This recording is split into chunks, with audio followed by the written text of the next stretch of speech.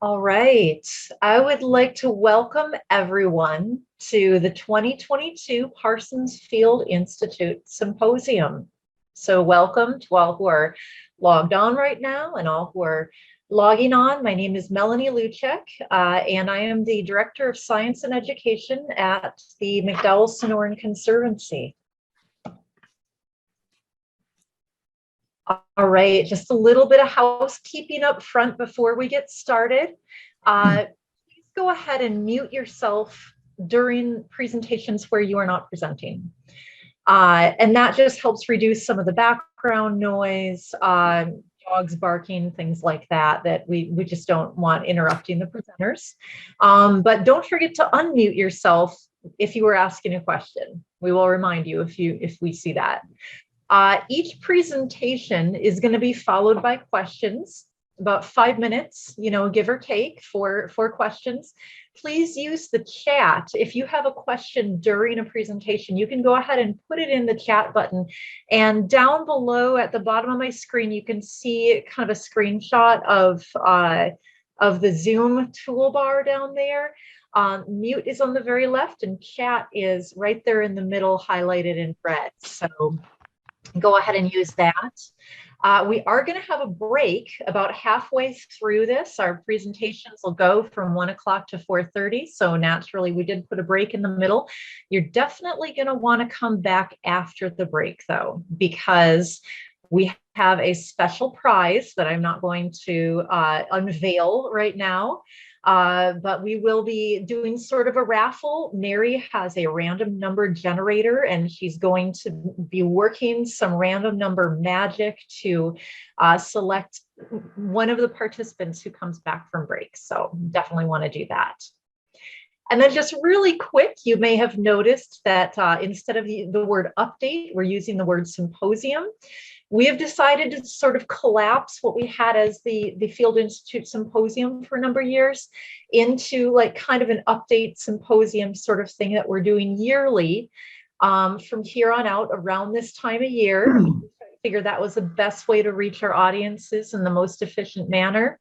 And so we will be referring to this as a symposium for here on out, just because it sounds a little bit more fancy. So, all right. Here's a screenshot of today's agenda. If you are here, you're in for a treat.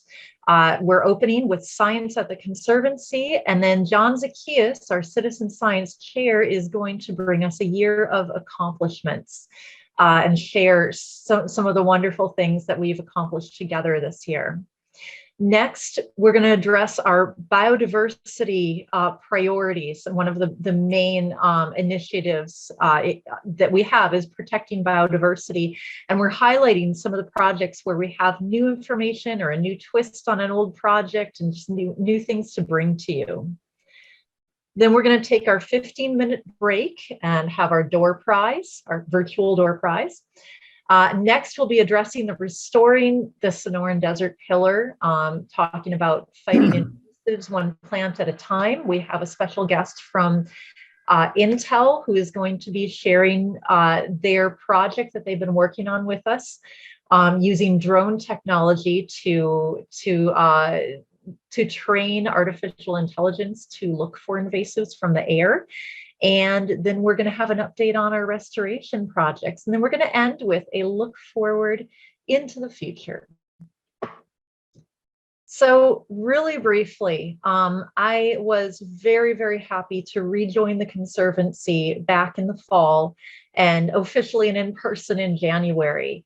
And I cannot believe how much the Parsons Field Institute has grown since I had left 5 years ago. It amazed me. We're in our 11th year now, and we've had 11 years of success. What started as a small program studying the flora and fauna of the preserve through flora and fauna surveys grew into something that not only did ecological monitoring to continually check the pulse of the preserve and make sure that it's healthy, but also is branched into some original research in biocrust, some of the geological studies, and a number of other things. So it's been really fun to just watch it grow and watch it blossom.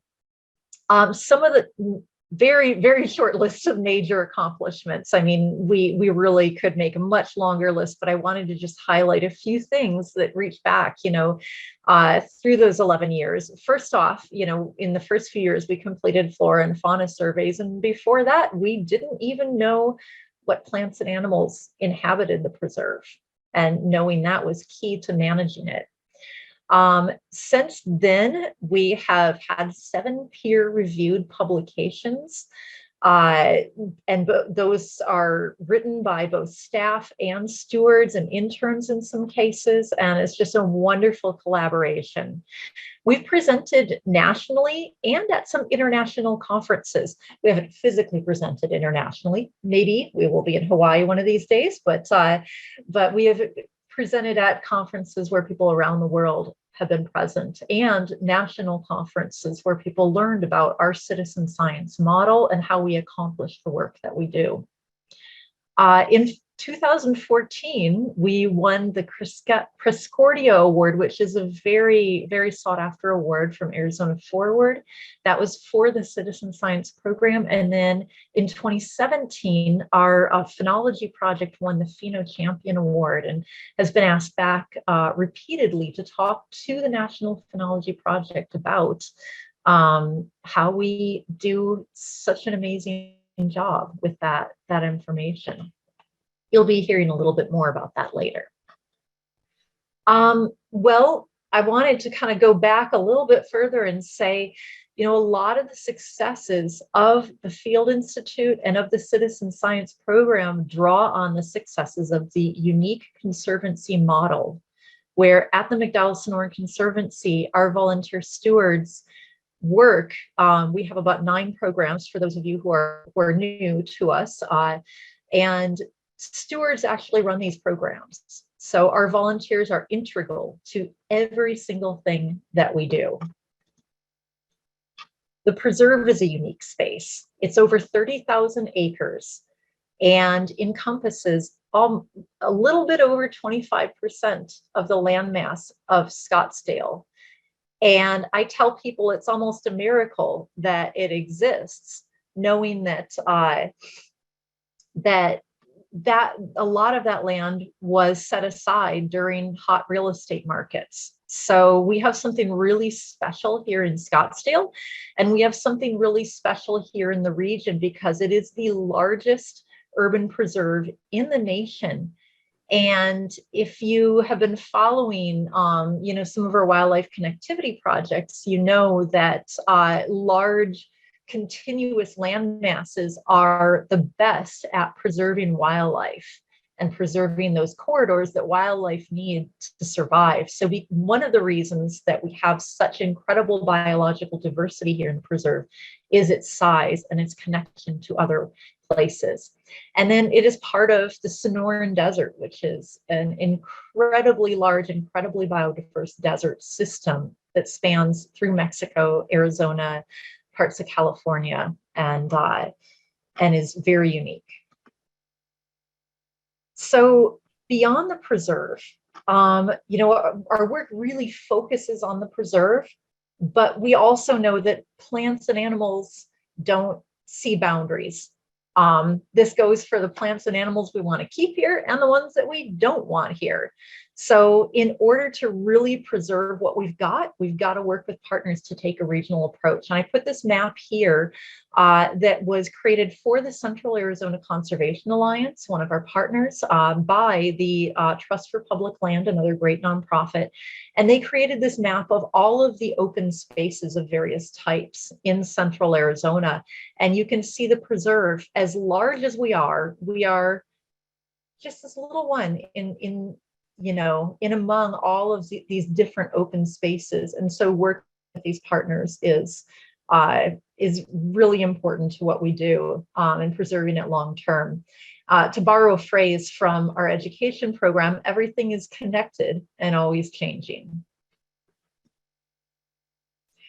So going back to the citizen science model, we talked about how we've really had many opportunities to share this model with other organizations to help them build their own citizen science programs. And this is the organizational chart. It really shows the complexity of our citizen science model. Again, this is built on the conservancy model of volunteerism. This also shows the many, many projects that we have going at any one time. You're going to hear more about those from John in a little bit, but just gives you a sense of what can be accomplished when people work together. Again, some of the unique things about this is that it's self-run. Our stewards lead projects. It's self-perpetuating, meaning that people recruit the next leaders from within. We work with experts, and we do so much. We do field work, but we do so much more than field work as well. It takes many, many partners, and this is just a snippet of, our major partners. One of them I've got to call out is the city of Scottsdale. We work very closely with them on many of our projects. Central Arizona Conservation Alliance, Northern Arizona University. Dr. Helen Rowe, who many of you know, works for the Northern Arizona University and also is a contractor with the McDowell Sonoran Conservancy and Parsons Field Institute. So we have a very close relationship there. Arizona State University and many, many more. We can't do this without our partners. And that brings me to the last bit, where I'm going to set the stage for everything that we do with some of our major top-level initiatives from our strategic plan.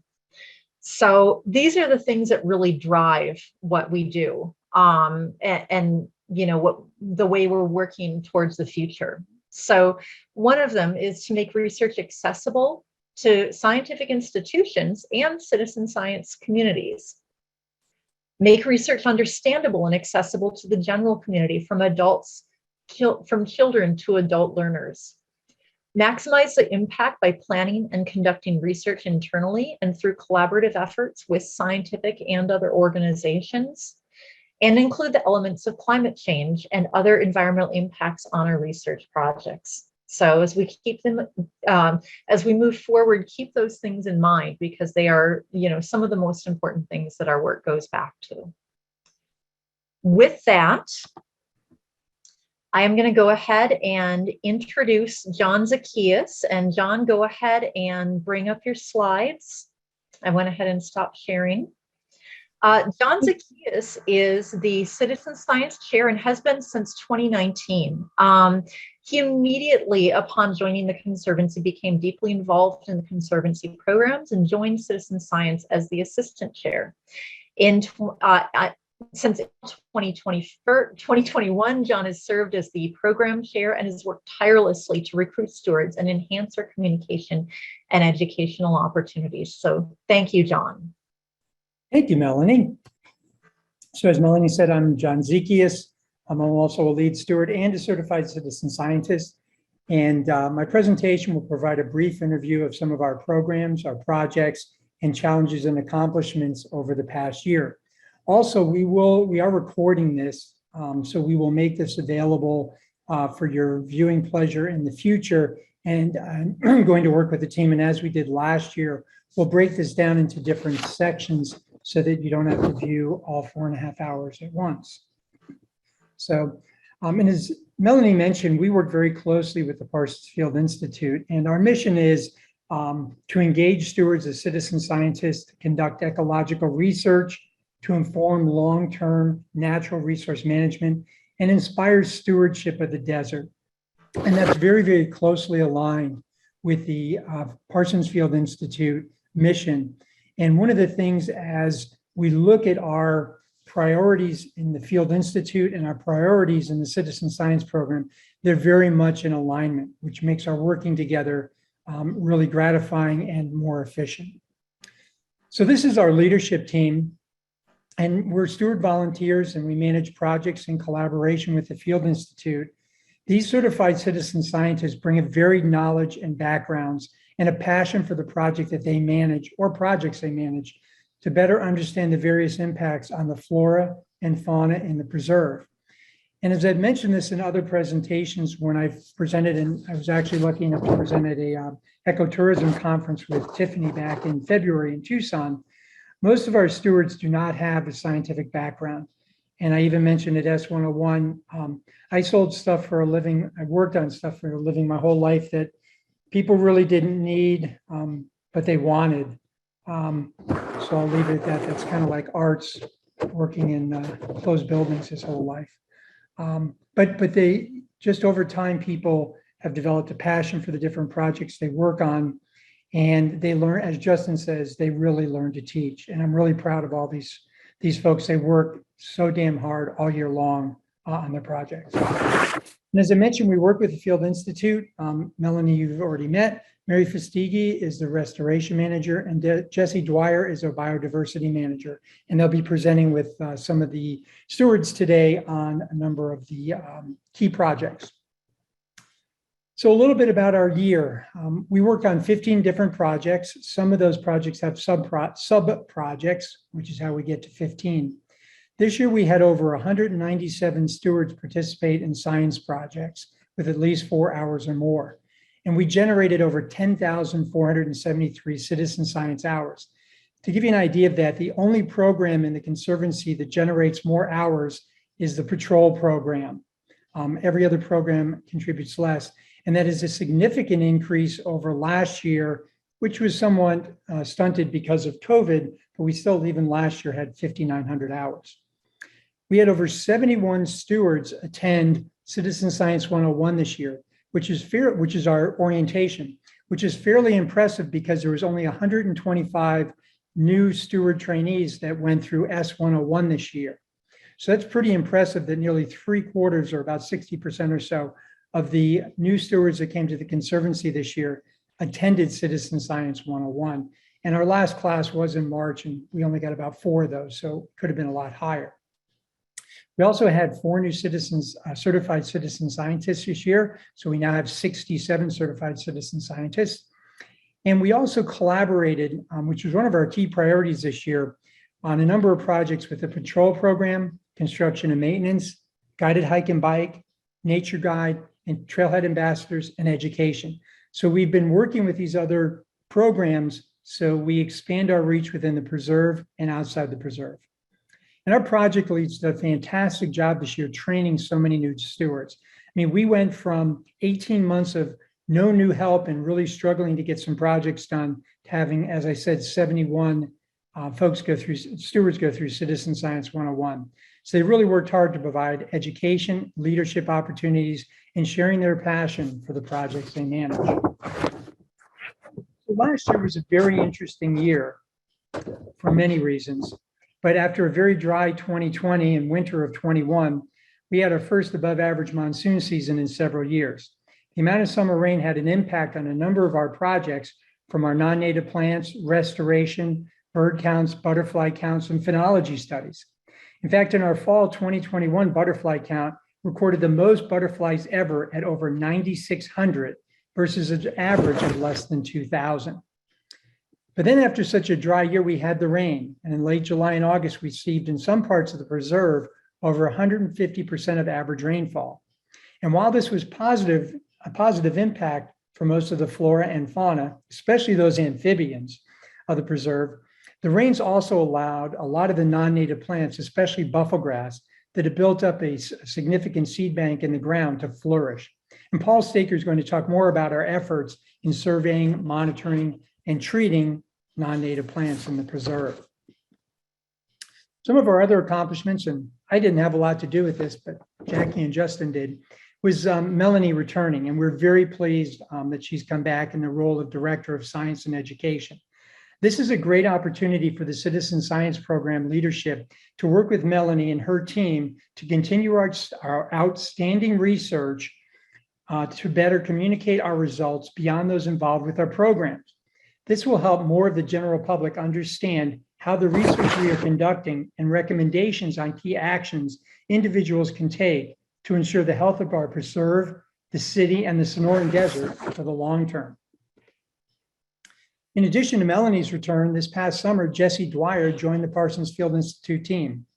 Recently, Jessie completed the master's program at ASU with an MS in Applied Biological Sciences with a focus on bat habitats in urban environments. Jessie had previously worked with our team in 2019 as a research assistant and on our bat project and provided useful insights and support in the field. This made Jessie an ideal fit and has been a great addition to our team. And with Tiffany leaving the organization in April for an outstanding opportunity, Jessie will focus on our biodiversity projects, while Mary will continue to focus on our restoration projects. This year also, we discovered 7 new species in the preserve.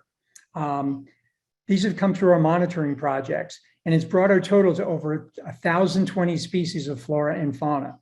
This year, 2 new bird species, such as the willow flycatcher, 5 invertebrates, such as the tailed orange butterfly and Mexican yellow, and 1 new amphibian, which was our first in over 11 years, the Woodhouse's toad. So we're very pleased that we continue to find new species in the preserve, even as our total is now well over 1,000. So in our number of projects, as I mentioned, we manage 15 different projects throughout the year. And under the biodiversity, they're ongoing and had some changes to the current project. And we also had several new projects. And you'll learn more about some of these during the upcoming presentations about the wildlife camera project, our bat program, and tortoises. However, I wanted to mention all the important projects we worked on this year. For instance, our arthropod project conducted 3 capture studies this year at 4 locations. So I mentioned butterflies saw the largest count ever in September with over 9,600 individuals. And in the spring, we also counted over 1,800 individuals and 33 species, which was above average and well above Ron Ratowski, our ASU partner, estimates. We were pleased we were well above estimate. Our 7 bird counts and biweekly steward-only bird walks yielded 2 new species and help educate many new stewards on the practice of understanding our flying friends in the preserve. On our restoration projects, which are also very important, you'll hear about non-native plants and restoration today. In addition, we have made great progress on several other projects. Our soil crust, we've been working with our partners and have been seeking to grow soil crust in a controlled environment. One that looks most promising can replicate 70% of the growth cycle, which is typically over 15 years in just 8 months. This is really fantastic news. And our plant phenology project added 1 new species at 2 of our 3 locations this year. And this important work is shared with other organizations through the use of the NPN app and is helping scientists understand the impact of climate change and weather patterns on flora in the preserve. Our new communications team is helping us improve and expand the reach of our research project and results beyond involved stewards, the preserve, and into the general public. So just highlighting a couple of our programs, the Desert Tortoise Monitoring Project, and you'll hear more about this in depth, but this has really drawn significant steward involvement. And while the team encountered several challenges, the leads working with other stewards, students, interns, and guests ensured data was properly collected this past summer. Rob and Jessie will be presenting more in-depth information about this project during today's presentation. But needless to say, nearly 1/3 of the stewards that logged any hours from April to October last year participated in this important project. Our non-native plants, we continue our efforts to map, monitor, and remove non-native plants in the preserve. And Paul continues to lead this important project and will speak to our enhanced efforts to survey, monitor, and treat NNPs in the reserve. Another key accomplishment is not only completing the testing and compiling of results from our projects, but then developing research papers and submitting for peer review. In the past, we presented 2 papers, one on degraded lands and closed trail restoration, which were recently published. And the team has submitted a paper on our methodology and results of our non-native plant study in the quartz wash to biological invasions, and we're hoping to get that published later this year. As Melanie mentioned, all of our articles are written and co-authored by stewards who actively participate in each of the projects. I'm so proud of all the work our amazing PFI staff and stewards have accomplished over the past year, and we still have so much more to do. One of my focuses, in addition to leading the citizen science program, is working on our non-native plant project. I'm one of the 5 licensed herbicide applicators and tend to go where most won't. Well, I am the youngest, by the way. So as a joke, one of our stewards started taking photos and sending them around asking, "Where's John?" Kind of a play on the Where's Waldo books. This is a photo taken earlier this year of Drinkwater Peak, which is the 4th highest peak in the preserve at 3,910 feet. So can you see where John is? Well, it is tough to see a blue shirt against a blue sky. So here's a little hint. If you squint really hard, you can see me in the red circle. It is kind of fun way up there. I've been lucky enough to visit all 4 of the highest peaks in the preserve, which 3 are off trail. Unfortunately, all of them have non-native invasive species on them. But I've had the great honor of working with so many smart, dedicated, and especially funny stewards and staff to make all of our important work and challenges worth all the effort. So thank you, team, for all your help. I'd now like to turn things back to Melanie to introduce our biodiversity segment. All right. Thank you, John. That was a wonderful overview. So biodiversity protection is one of our big priorities here at the Parsons Field Institute and the McDowell Sonoran Conservancy. So we're going to talk about a couple of projects that are really key to this during this year. And John, if you could leave that up just really quick. That's all right. Ooh. I'm back. That's all right. Okay, so let's see, we're going to talk about the Tortoise project, which was pretty much a brand new project last year. And as John has said, it's really, really garnered a lot of attention and is a wonderful, fascinating project. We're also going to look at another new project, trapping wildlife with cameras, and what drives bats, patterns of emergence, seasonality, and climate. And Jessie, if you want to, Jessie and Rob, go ahead and put your slides up. I will introduce you while that's going on. So let's see, or rather, we have, sorry about that, hold on just a second. We have Dr. Helen Rowe, so sorry about that. Helen, if you want to go ahead and put your slides up, we are going to go into Helen's project, or Helen's presentation, which is going to answer the question, how does our biodiversity monitoring projects inform conservation action? So the big why behind all of these projects, with a couple of examples from the Butterfly Project and the Phenology projects. Dr. Helen Rowe is the Parsons Field Institute ecologist. She worked as the Parsons Field Institute director for a number of years and did wonderful things with this organization before moving to Flagstaff and taking up a position with the Northern Arizona University, but she still works closely with us as a contract ecologist, and we're very, very lucky to have her. So Helen, go ahead, and we're looking forward to your presentation.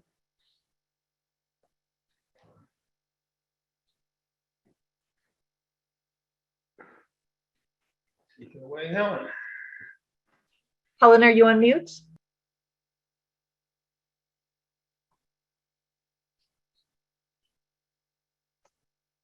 All right. Hi, everyone. Good to see you. Everybody, can you see my slide here? Here? Thumbs up, anybody? Okay, thank you. All right.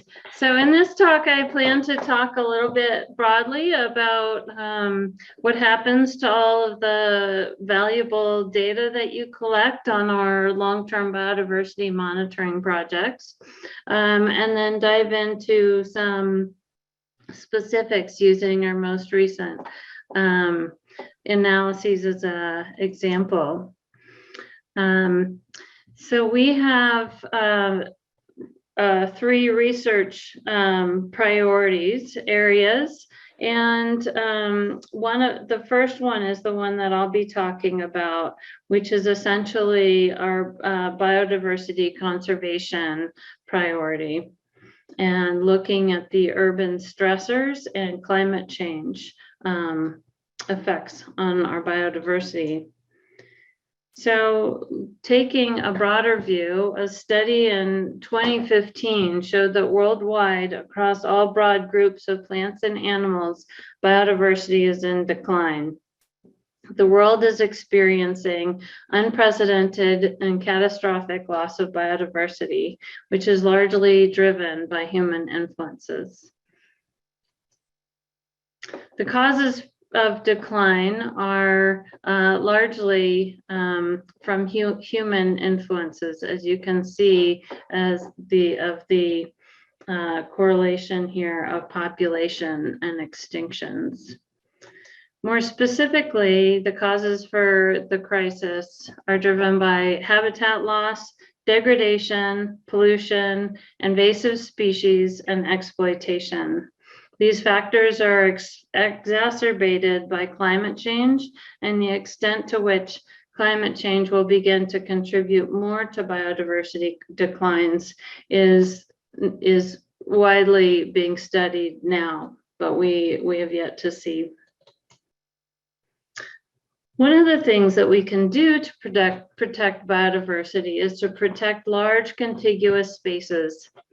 Protection of the preserve is important because it connects nearly 3 million acres of protected lands, including the McDowells to the east and Tonto National Forest to the north. This large connected landscape is part of the reason why the preserve supports so many species. Species need large spaces in order to persist and thrive.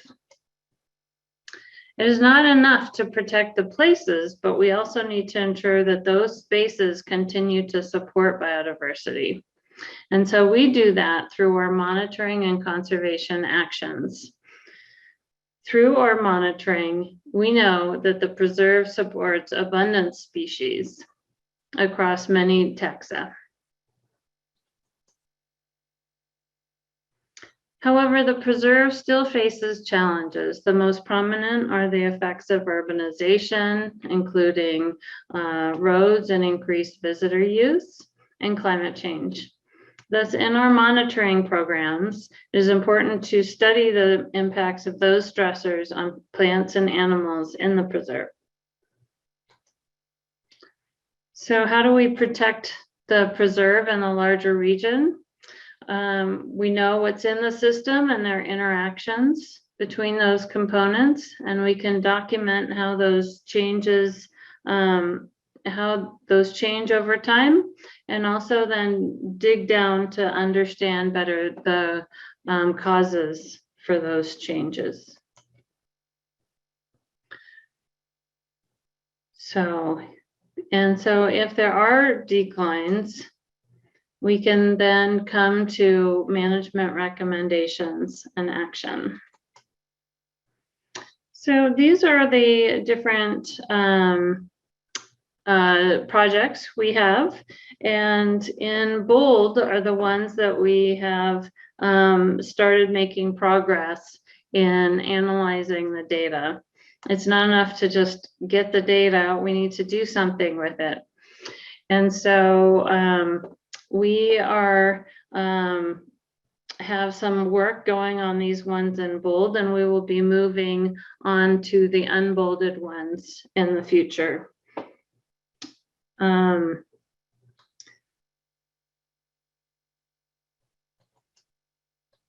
So those projects help us to track those changes, as I said. And so I'm going to move now into some specifics around most recent analysis that I've been working on, which is the butterfly analysis. As many of you know, Ron Rutowski is our research partner, and I've been working with him and some others on doing this analysis and understanding more about what's happening. So the butterfly counts occur, we have a fall,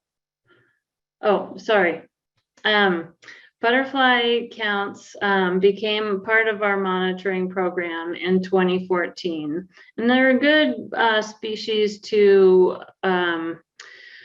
use as a study species because they're conspicuous and easy to count. You can tell species apart more readily than some other groups, and they're pretty.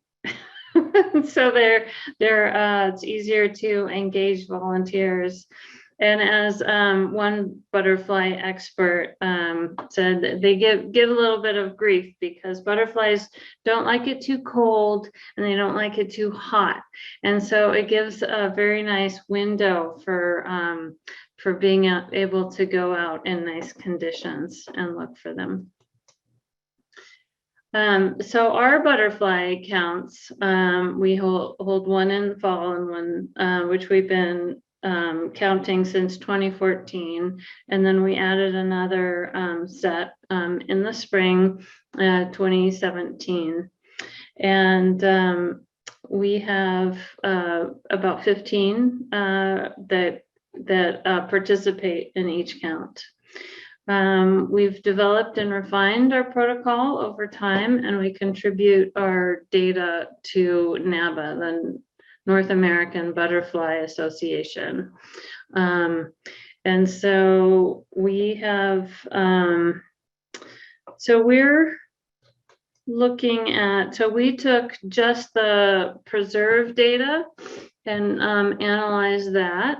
And I'm also working on other NABA regional sites in Arizona, which I'll talk about in a minute. But where we also came up with a report that will be coming out very soon. We'll be putting it up on our website and sending it out. You can look for it in newsletters. I'm sure we'll announce it there. But so in that report, one of the things that we found, we asked a few questions. So up top, you'll see our question. So are butterfly populations changing over time in the preserve? So that was one of the questions to see specifically, are we seeing declines? So the answer is that although we're seeing variation over years, so these are years, we are seeing variation over time. We are not seeing consistent declines from either our fall counts or our spring counts. So that's good news.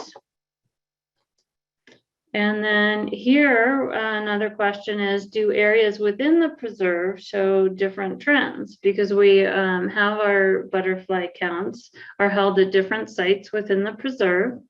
And so, and these are the different sites. You can see the 6 listed here, and they're in different colors here across our different time.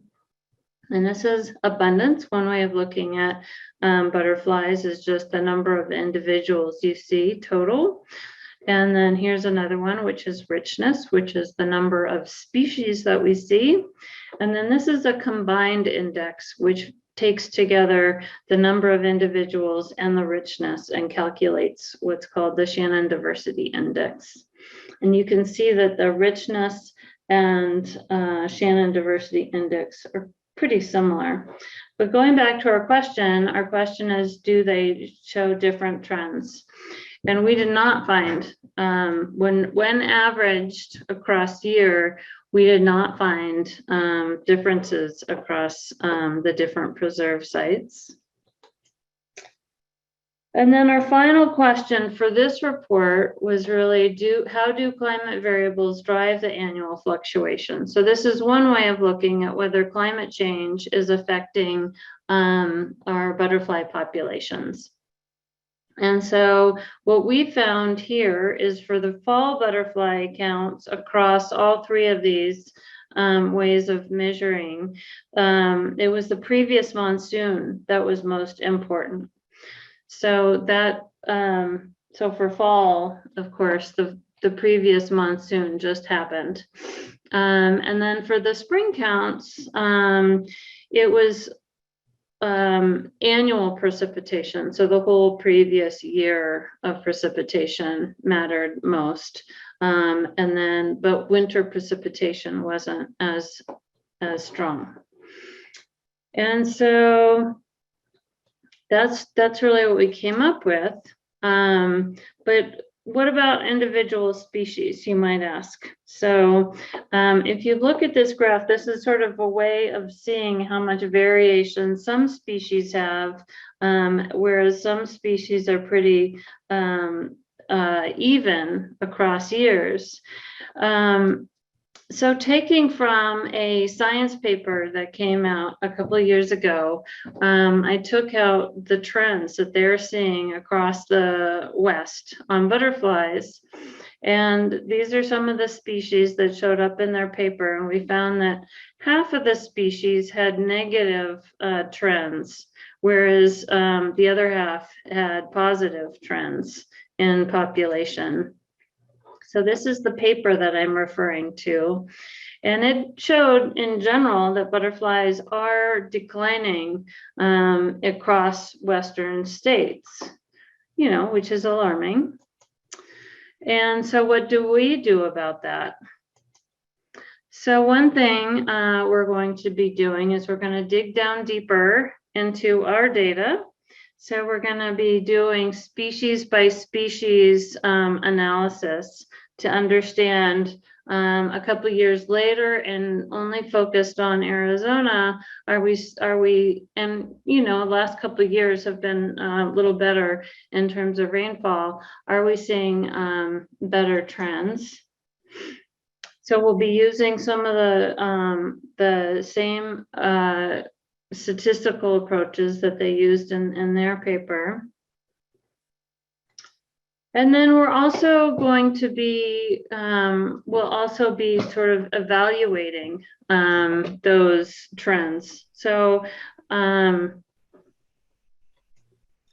IUCN is the most globally used standard for assessing threats and species level probability of extinction. And we can compare what we're seeing both with published assessments and with the criteria that IUCN has to help us gauge their regional status. So here are the criteria and threatened categories. And these are linked to numerical thresholds that we can think about when we're thinking about any trends that we start seeing and bring in larger regional trends as well. And so here's an example also of the queen. So this is the queen butterfly that you saw on a previous slide that was seeing a slightly a decline in populations. But this is an assessment that was an IUCN assessment that was done for this butterfly species. And it's, as you can see here, is common throughout much of its range, but population size estimates and trends are not known. Research across the range of this species is necessary to ensure regional populations are stable and ample quality habitat remains to support the viability of this species. So that's something that we can bring to the table. If we can dig down into what's happening in Arizona across the species that are prevalent here, we can help inform global assessments. So we can say if we're starting to see a real decline in this species, well, number one, we'll look at, okay, what plant species is the queen most closely associated with? What's happening with that plant species? We can also then provide our data. We will figure out who in IUCN is working on their assessments and make sure that they have access to our data and our analysis so that they know. We can also see what's happening in neighboring states if we see really strong declines, because it's not a bubble. So if a species is widespread as this one is, we'll want to know if we're seeing declines, or we seeing this on a wider scale as well. So those are different ways that we can think about our data and our analysis to really help that species, not just in the preserve, but broadly.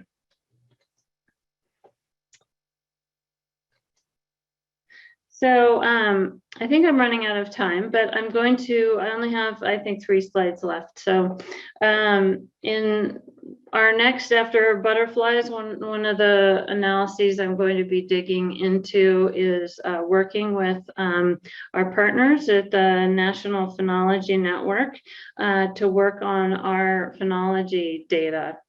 And so in that, we have our surveys. There needs to be data cleaning, analysis, ID, cause identification of trends, cause for trends, and then linking that to management action. And so this is sort of what I've been explaining in my talk so far. And then the analysis with the National Phenology Network will be focusing on these 2 steps, and we'll be using our data as an example, but that we will also be trying to provide guidance for other organizations to more clearly provide instructions on how they can use their own data. And I want to say, as I'm working with National Phenology Network, I'm working with Teresa Crimmins, the director there, and she's constantly saying, tell your stewards what amazing job they're doing. They use us as a, hold us up as an example of really excellent data and continuous data, because you can't learn and analyze the data without such consistency. So she wanted me to tell everybody and share the thank you for all the great work that you're doing. So I told her this would be our opportunity to do that, one of them. And so so I think this will be help us to provide analysis tools for us to more readily analyze our own data going forward, but also to provide those tools for others. So in summary, we monitor species and species groups in the preserve so that we can detect change and inform effective management and biodiversity protection. We also compare our data with other data sets in the region so that we can understand the bigger picture and not in isolation, since species move and populations are connected. Initiatives like ours are also critical on a global scale for larger assessments and analyses of biodiversity trends that help inform the global diversity framework and international intergovernmental science policy platform on biodiversity and ecosystem services. I want to give thanks to all the stewards for their work and continuing to contribute and participate in surveys, to the butterfly experts who are largely from different organizations, Doug Jensen for his work as steward lead, and then my research partners on this project who are also contributing to the analysis and the report.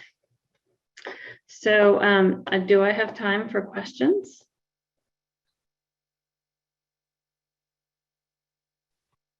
Helen, we'll do 3 minutes for questions, and Doug will monitor the chat. If anyone has a question, you can ask in there, and we'll provide that to Helen.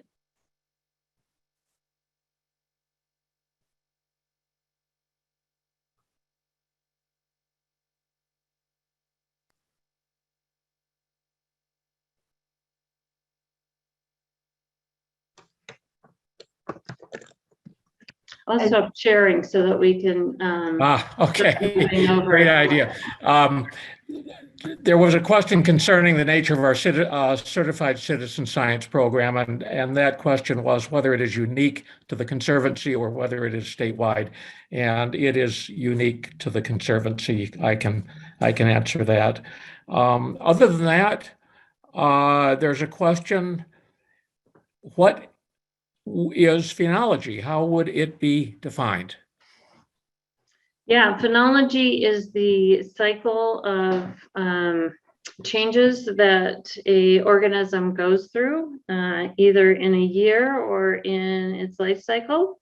So for example, for the plant phenology project, it starts out after the winter rains is with pretty much the bud burst and the flowers coming out, and the going to seed and dropping seed. So there's, I think, about 6 that we stages that we've identified. And it depends on the exact species that you're talking about as to which ones that we focus on in the phenology project. But yeah, it's the different life stages that it goes through basically to get through reproduction. One other question. In the preserve, about how many of our 1,000 plus species might be threatened or endangered? Do we have concerns about that? Yeah, it's an interesting thing that we don't have any threatened or, the threatened and endangered category comes out of the Fish and Wildlife Service. And we don't have necessarily threatened and endangered species, but we do have species that are on other sensitive species lists. And as we work through, next year, we're going to be starting work on doing IUCN assessments of our all the species that are on our plant, our flora list. And through that, we may find some species that through that standard criteria are may fall into one of the threatened categories. One of the differences between looking at using IUCN and Fish and Wildlife Service is that Fish and Wildlife Service, a species needs to have kind of a champion to get it on, get it listed, whereas the IUCN criteria are just a standard criteria that are applied to all species. And I see that's my time. All right, thank you very much. We'll move on. Thank you, Helen, very much. It's really amazing to see how the projects that, citizen scientists at the Conservancy have worked so hard on are having, potential worldwide implications and filling some really critical data gaps regionally and worldwide. So the next presentation, and Jessie and Rob, go ahead and put your presentation up, is by Jessie Dwyer and Rob Hallagan. Jessie joined the Conservancy staff in fall of 2021 as our science coordinator, and they have recently stepped into the role of biodiversity manager. They've developed and launched our camera project and have also worked extensively with our tortoise tracking project. And Jessie graduated with a master's from ASU focused on bat populations through acoustic monitoring. So they're all working closely with the bat project and all the other biodiversity projects as well. Rob Hallagan joined the Conservancy at the start of 2019 and jumped into leadership positions. We're lucky to have him as our tortoise project lead, and he has been involved with the tortoise project since its inception and has assisted in research design, initial steward trainings, and continued coordination of the project. So thank you, Jessie and Rob. Thank you so much, Melanie, for that introduction. Can everybody see the presentation? Great. All right, so today Rob and I will be talking about our tortoise project, which is very exciting. So we'll start with a little bit of a background on why this project is important, the purpose of this project, and then we'll dive into what we actually do to track our tortoises, some of the cool observations we've seen as the project has started, and then how you can participate if that's something that you're interested in. So first we're going to meet the Sonoran Desert Tortoise. So the Sonoran Desert Tortoise is an essential part of the Sonoran Desert ecosystem and is also well suited for a desert environment. So they get their water mostly by the plants that they eat, and they can actually store and recycle water for up to a year without having to drink additional water, which is really cool. They also have this hard shell as a defense mechanism against predators, and they have these strong limbs for excavating burrows and for climbing rock faces, rocky slopes. And they actually control their body temperature by sheltering in these burrows. And by excavating these burrows, it's actually really essential for the ecosystem of the desert because other species will use those burrows as well, such as Gila monsters, snakes, and other small mammals. And so tortoises are long-lived species, which means they live a very long time and they also take a while to reproduce. So the desert tortoise can live up to around 40, 50 years in the wild, depending on its condition. And they also can reproduce starting around 12 to 20 years old. So that means that if there is any damage to tortoise populations, it does take a while for them to recover. So it is one that we want to definitely monitor. So for our project, the purpose of our project is to document the movements of the Sonoran Desert Tortoise within the preserve and adjacent areas.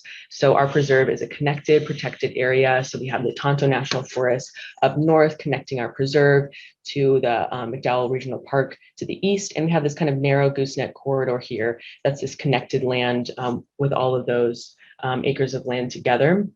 And so we want to know how the tortoises are moving around, and also in line with our priority, our first priority, we want to know how urban stressors are affecting that movement. So if you take a closer look at our preserve, zooming in, we have all this development around the outside of the preserve that's kind of increasing and encroaching on the preserve. And then we have this major road, the Rio Verde Road, that's kind of intersecting the north and the south of the preserve. So we want to know, with the sensitive tortoise species, how are they reacting to this increase in urbanization, the road development, how are they reacting to increase in human populations, intensity of trail use, things like that.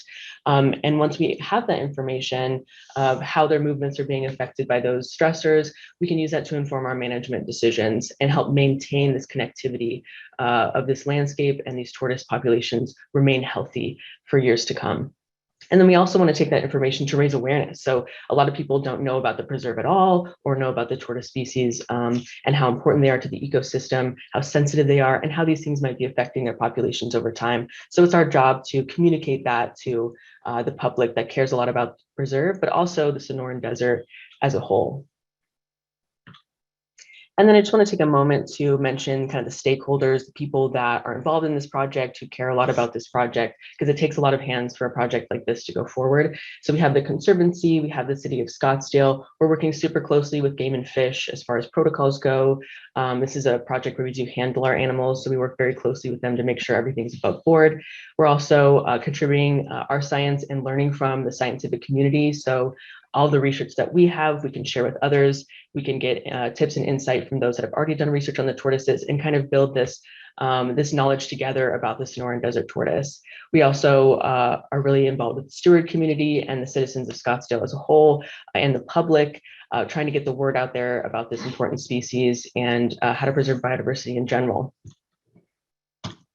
And then, like I mentioned, so because this is a project where we're handling tortoises, we have really important permits that we have to go off trail and to handle tortoises. We have extensive trainings that the stewards go through. You know, it's really a privilege that we even have a project like this in the preserve at all. We're able to handle these tortoises, put equipment on them, and our stewards are extensively trained in order to do so, and they're just rock stars. And we also have funding through the Heritage Grants for this project. And so just kind of a brief overview of what we actually do for this project. So first we want to survey tortoises, survey for tortoises. So we have to find them first. And they're very difficult to find. There actually is a tortoise in this photo, if you can believe it. It's right there. And so first we have to survey for tortoises. We have to find them. We have to go during a time where they're moving around, which is around monsoon season. So we'll do surveys for tortoises, which we'll get into some specifics in a minute here. Then we're going to actually track their movements. So we'll install equipment to do so. And then, of course, we collect the data, analyze the data, and then engage and educate our public with the information that we have. And so the areas that we're looking at for our study area, this is that same photo of the preserve where we have the north and the south, that major road, and then the urbanization kind of encroaching. So we're kind of looking for tortoises that are near the edge of the preserve, where urbanization is increasing, near the roads, in that gooseneck corridor. And then we also want some tortoises in the interior of the preserve as well, to kind of get an idea of how they're moving around in the interior versus the exterior, or near the road or away from the road. So these are kind of our areas of focus for our tortoises that we're tracking. And then timeline for the study. So this is a 3-year project as of right now. It started in January of 2021. Again, the first step was a survey for tortoises. So in 2021, we did surveys, and then we also installed telemetry equipment on the tortoises so we could track their movements with radio telemetry. And then we also just got our GPS units installed. And the thing that's really cool about these is they'll actually take GPS locations every hour. And so we'll get some detail about how they're moving around on a day-to-day basis. And so that's been what we're doing this year. We just installed our GPSs this year, and we'll continue that this year and the following year to get data on their movements with those GPS units. We'll do some more field surveys in the monsoon season this year, and then we'll continue to monitor them with telemetry over winter. So here's how it's done. We've been at this about 14 months, and we've become very familiar with the tortoise habitat here in the preserve. And we have found our tortoises really in 3 types of locations. These complex boulder piles, boulder formations, where they don't have to do a lot of excavation, for example, but they can just tuck in some cases 8, 10, 15 feet in. We see them burrowed underneath a boulder, where you have a boulder flat on the ground and then they'll excavate underneath it. And then also the burrows that are into a hillside. As Jessie said, they're ectotherms, in that their body temperature is controlled from outside environments, and a burrow is necessary, and this is how a tortoise lives and controls its body temperature.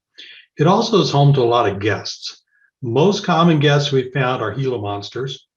We put a camera on a tortoise burrow this winter and picked up Gila monsters, birds, along with the usual spiders and snakes and scorpions that one might expect to find in a big hole in the ground in the desert.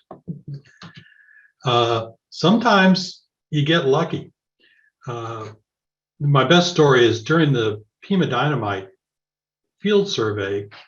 After 4 hours of 20 of us tromping through off trail, up and down the boulder piles and through the sticker bushes and the cactus plants, we reached the trail that we were using as a coordinating line. Stop, get a breath, have a drink of water. Mountain biker comes up, asks, "What are you doing?" I said, "Well, we're looking for tortoises." And he goes, "Well, there's one right over there." And that's that tortoise on the left, just hanging out by the trail side and watching the world go by. Matter of fact, we found about 4 of them trail side in the course of the year. And it's interesting, once you find that first tortoise, and then we concentrate on that area, that sort of microhabitat, then we have found a second, a third, a fourth, a fifth, a sixth, a seventh, an 8th tortoise in one case. And now you got a creep of tortoises. And yes, that's what they're called. So what do? We do both annual processing, and then we're doing the maintenance. Once a year, or on initial capture, we measure, weigh, sex, perform a health assessment, mark and notch the tortoise attached to transmitters. Where we are now in maintenance phase, unless we find a new tortoise, in which case we start at the top, we're just remove and replace the GPS unit. We inspect the markings for any repairs necessary, or the antenna on the GPS unit. We always document the habitat and the environment. There's first and last note here. We always glove up. You'll see us wearing surgical gloves or exam gloves. And we always disinfect the equipment. The tortoise has no disease it's going to give us, and we have no disease we're going to give the tortoise. However, it can go from tortoise to tortoise. So we would not want to handle one with our bare hands and then 30 minutes later touch another one, because now we become the disease vector between those two tortoises. I'll have to say, we've been extraordinarily fortunate. We have yet to find a tortoise not in good shape. They've all been healthy, and that's actually very reassuring. So attaching a VHF transmitter and GPS receiver, the center photo there, that's the radio transmitter. Those last 2 years, and they put out 30 beeps a minute. And that's what we're tracking with the handheld antennas to relocate the tortoises. You can see on the one there in the middle, 99, it's also got a license plate. That's just white out in Sharpie, okay? The GPS unit on the far right-hand side is the blue thing sitting in a metal tray. That's what we're swapping out now this year. Those will record for about 21 days, and that's when we go and do our business. The tortoise is never harmed. Those are fastened with plumber's epoxy, which at the end of the study just pops right off. And we've already had to do some repairs because we had some pop off anyway, just from natural movements of the animals. So when it's all done, the tortoise will be left with a license plate. That's going to wear off. They are permanently marked with notches, however. And we got a notch right there? Mm-hmm. Yeah, we're notch right there. And it becomes important. Game and Fish gave us a copy of a study that they did in 2021, which was looking back on a site they did in 2010, and before that in 1991. And in 2021, they still found notched tortoises. So they were able to look at a tortoise's phenology over 30 years. These animals in these studies transcend a human generation because they're such long-lived animals. So our tortoises we mark today, there's every reason to suspect in many, many years from now, decades from now, a follow-on study could find these tortoises and derive some information. So once we're done with them, we let them go.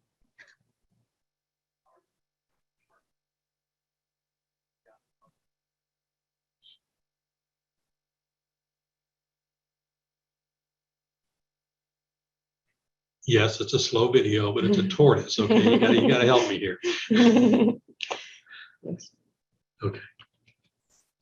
So we've got 25 marks so far. 18 are being tracked. We had 2 juveniles that did have transmitters, and they either ran away or the transmitters failed, and we have not relocated those tortoises. We still look for them when we're out, and we found them once, we can find them again maybe, and if so, then we have replacement transmitters, and we'll get them back in the program. John mentioned the number of hours that were devoted to the program. In our broad area visual encounter surveys, we had consultants, partners, students from the university, public in the sense that we had folks from the Herpetological Society and the Audubon Society go out with us, not true random public people, but they were vetted folks with wildlife interest. But it was a tremendously successful program last year. So how can you play? The telemetry trips are in better impact. There are many fewer of them this year than last. Last year without GPS, we had to go out every week and manually geolocate the tortoises. Now with the GPS units, we go out every 21 to 28 days. So there are just fewer trips. However, they are listed in better impact. It's best seen in list view rather than calendar view. And there's not a real pattern, again, because we're on this 21 to 28 day schedule. So the best thing to do is just keep an eye on the opportunity list and better impact. You don't need to be a citizen scientist to go with you. You're with a trained lead and an assistant. You do, however, need to be an experienced and adept hiker. If you look at the description in Better Impact, it will say this trip is very strenuous. I saw several names signed up on the symposium today of people who've been out with us. We're not lying, okay? There is some tough territory you got to climb, and when it's June, July, and August, you're gonna earn that tortoise. I'm telling you. So, what do you do if you encounter one? We've actually have a log of over 60 tortoises that's been encountered in the survey. Leave it alone unless it's in a dangerous situation. I'm going to tell you a sad story. There was a incidental encounter on Bootlegger, and one of our trained assistants who was coming off a CNM project passed it, and there were some members of the public behaving unfortunately, in that they were poking it with their hiking stick and pretending to step on it so they can get a photo. And we removed that tortoise about 20 yards off trail and in the direction it was going, and let it lead a peaceful life. So don't bother the tortoises. Document it. You can send me an email. You can, of course, we want you to document it in iNaturalist. We've had a couple that have stuck around long enough that we were able to actually get out to them and mark them, and that was great. So that's how you deal with the tortoise when you find one. Just, it's a treat. It really is. So take a nice photo and let it move on its way. Jessie? That's it. Any questions? Go ahead and stop sharing there. Oh my God, there's a whole Sorry bunch about that. Interesting question about the tortoise biology, how they recycle fluids. Yeah, so this is really fun, and feel free to jump in. So they will store water in their bladder and then recycle that same water for up to a year. And so by the time you see them relieve themselves, it can actually be a really dark brown color. And they will actually, basically, if they have access to water, they'll go ahead and release their bladder and then consume more water. If they don't, they'll just keep recycling. Yeah, anything to add there? They get most of their moisture through the plants they eat. During monsoon season, which also triggers their mating, you will see them out. You'll see them drinking from puddles in the rocks or in the ground, but they can skip a year. Okay. Another question, are there any circumstances under which one would pick up or move a tortoise? And you had just explained a sad situation where you really had to do that. But are there any other situations? If you have a tortoise on the trail, leave it alone. You may want to, if you got the time, stand around and make sure it moves on its way. If you have a tortoise on the road and it's in danger of getting run over, you can move it just far enough in the direction it was already going to get it on the verge of the road and back under vegetated cover. We did have an instance last year of one came real close to the road, never crossed that we were aware of, and we just kept an eye on him and didn't have to do anything. But we were prepared to intervene if it was necessary. Yeah. The best thing is they're wild animals. Mm-hmm. Let them be wild animals. And also, too, the best thing to do is get in contact with us, because we have the permits to handle. We have the people we can call. For example, if they walk into active construction, we have the contacts to call and talk to them about that. And so ultimately, it'd be best to put it in our hands to make that call. So if you do see a tortoise in danger, definitely let us know. If it's a life or death situation, like it's stuck or something, you know. That's what I'm talking about. You're on Rio Verde Drive and there's one on the yellow line. Yeah. You know, be a good person. So yeah, use your judgment, but when in doubt, just definitely contact us is the best way to handle it. All right, thank you. An expression that it would be nice to have tortoise telemetry sessions on the weekend. Do we ever do weekend sessions? We have done surveys on the weekend. The routine telemetry trips are really at the schedule of the leads. We've got 7 study areas we're in right now, and we have 3 study areas that we want to survey in monsoon season this year. We don't have any tortoises in the gooseneck. We need to find, are there or are there not tortoises in the gooseneck? That's really important to the study purpose. We don't have any tortoises. We're following in the Fraysfield area, north of the Fraysfield there. And we would also be interested in tortoises closer into the new Pima Dynamite trailhead and along that Latigo Trail corridor where you're bordering housing developments. So as more study areas are developed, fingers crossed this year, then that would be more opportunities. And I will absolutely take the note for the leads and see if we can't think about a weekend opportunities. There's another question about the source of land in the preserve that certainly could relate to tortoise habitat. And the question is whether preserve lands that have been acquired were all state trust lands, or were there lands that were used for other purposes that have been acquired for the preserve? And I think the answer to that is yes on both. They were state trust lands and they were used for decades, since territorial days, for other purposes, which would lend to our land restoration discussion. right, such as roads and trails. Yeah, and you can see remnants of roads and trails when you're out there. We're working off trail under special permit, and we see that, and we see where it's been mitigated by C&M and by the city. Jessie said we really got two kinds of study areas. We have, I'll call them trail torts. These are torts that are near the recreation corridors and are likely to be seen. And well, like my Pima Dynamite tortoise, it was literally by the side of the trail watching the world go by. And then we've got three study areas that are far off trail. I'll call those the deep torts, right? That probably we're the first humans they've ever seen in their life. And I'm talking about going back to Nixon, right? So to look, hopefully we'll be able to do some comparisons here about what an undisturbed tortoise creep looks like versus those that are nearer to the active recreation corridors.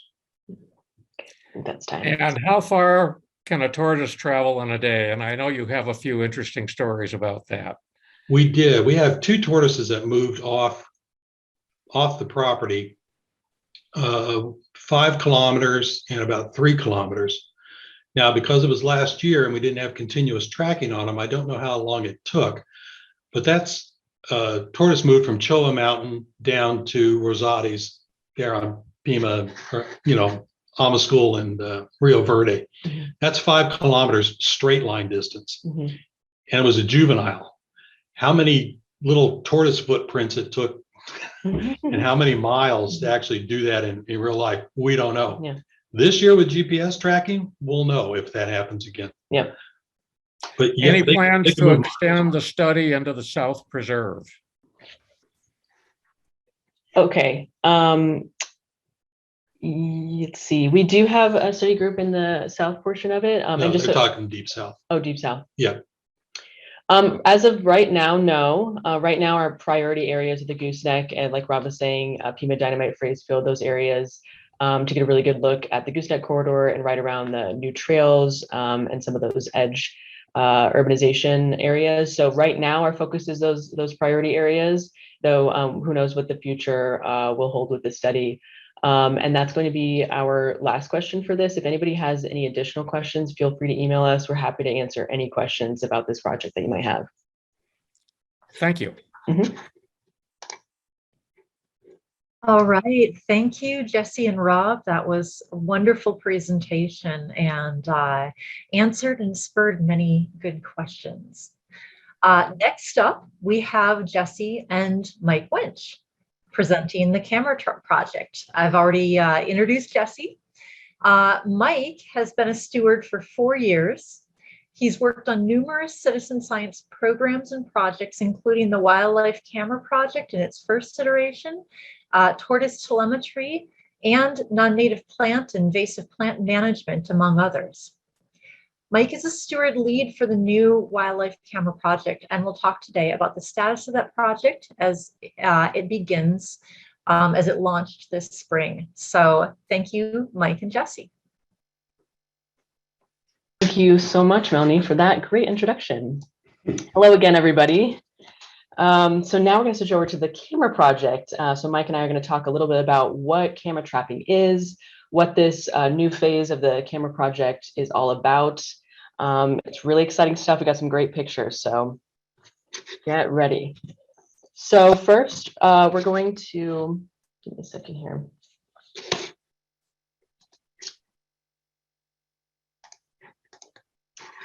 My arrows are not working. One moment, please. Okay, so we're going to start with a little bit of an introduction about why this project matters, the specific purpose of this new camera project, the details of the study design, what's different between the old and the new one, a timeline of events, where we're at now and where we're going, and then if this is something you're interested in, how you can participate.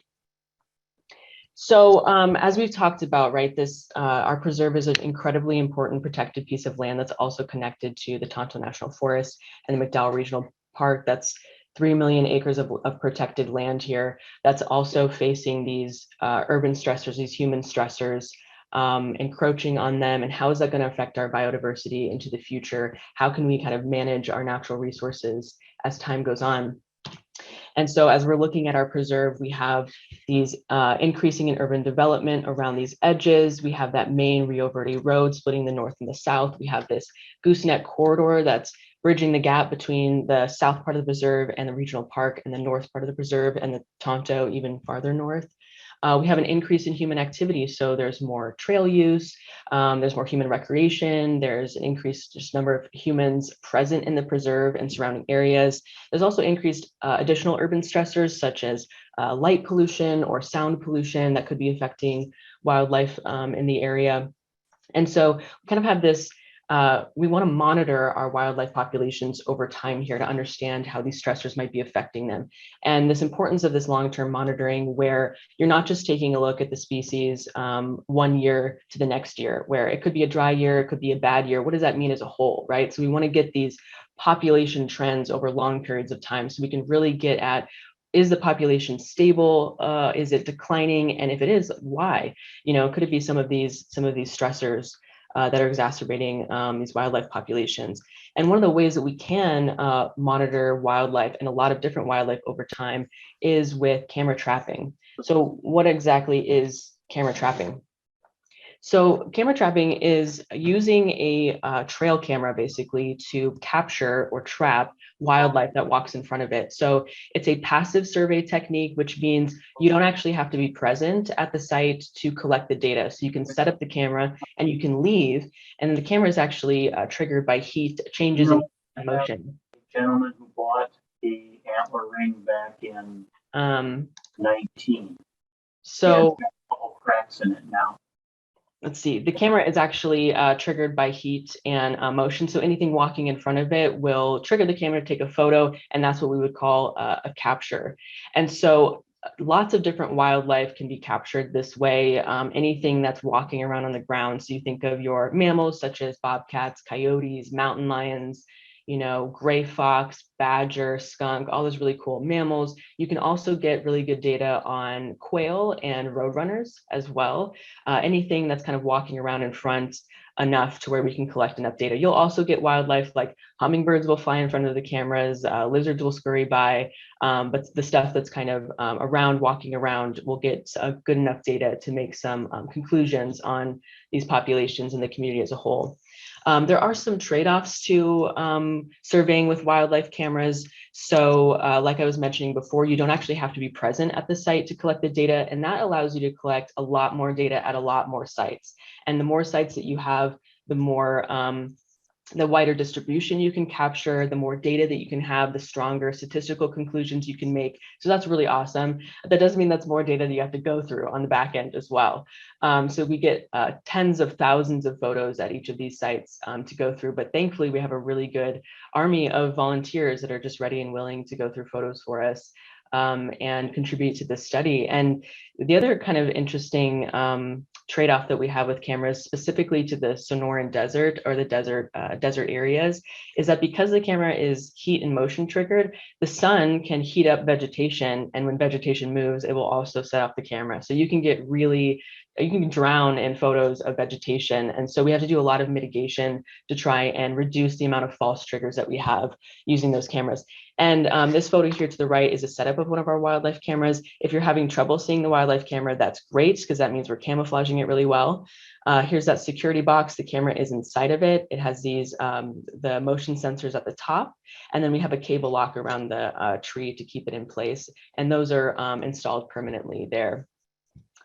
And so the purpose of this project, like we were talking about earlier, is long-term monitoring of ground-dwelling vertebrates. And what I mean by long-term is 10, 20, 30 years indefinitely, whatever we need to get data on the population trends of these animals. And like I talked about in the last slide, ground-dwelling just means anything walking in front of the camera, such as mammals or those birds we talked about, the quail or the roadrunner. So we want to monitor these populations long-term, as well as the community as a whole. And the reason that we do that is we can detect trends, we can detect changes, particularly declines. So we can see if a wildlife population is declining over time, or if there's a reduction in the number of species at sites in the exterior versus the interior of the preserve, for example.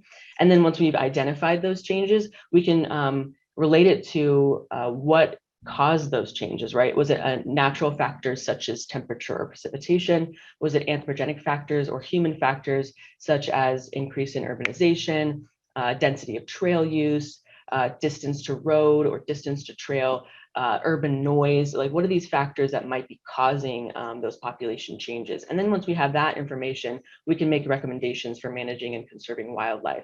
So if urban noise is an issue, or light pollution is an issue, or distance to road is an issue, we might be able to have a conversation about whether or not to expand the road or to create a wildlife crossing. So those kind of specific causations to our populations will allow us to make better recommendations for conserving our species in the future.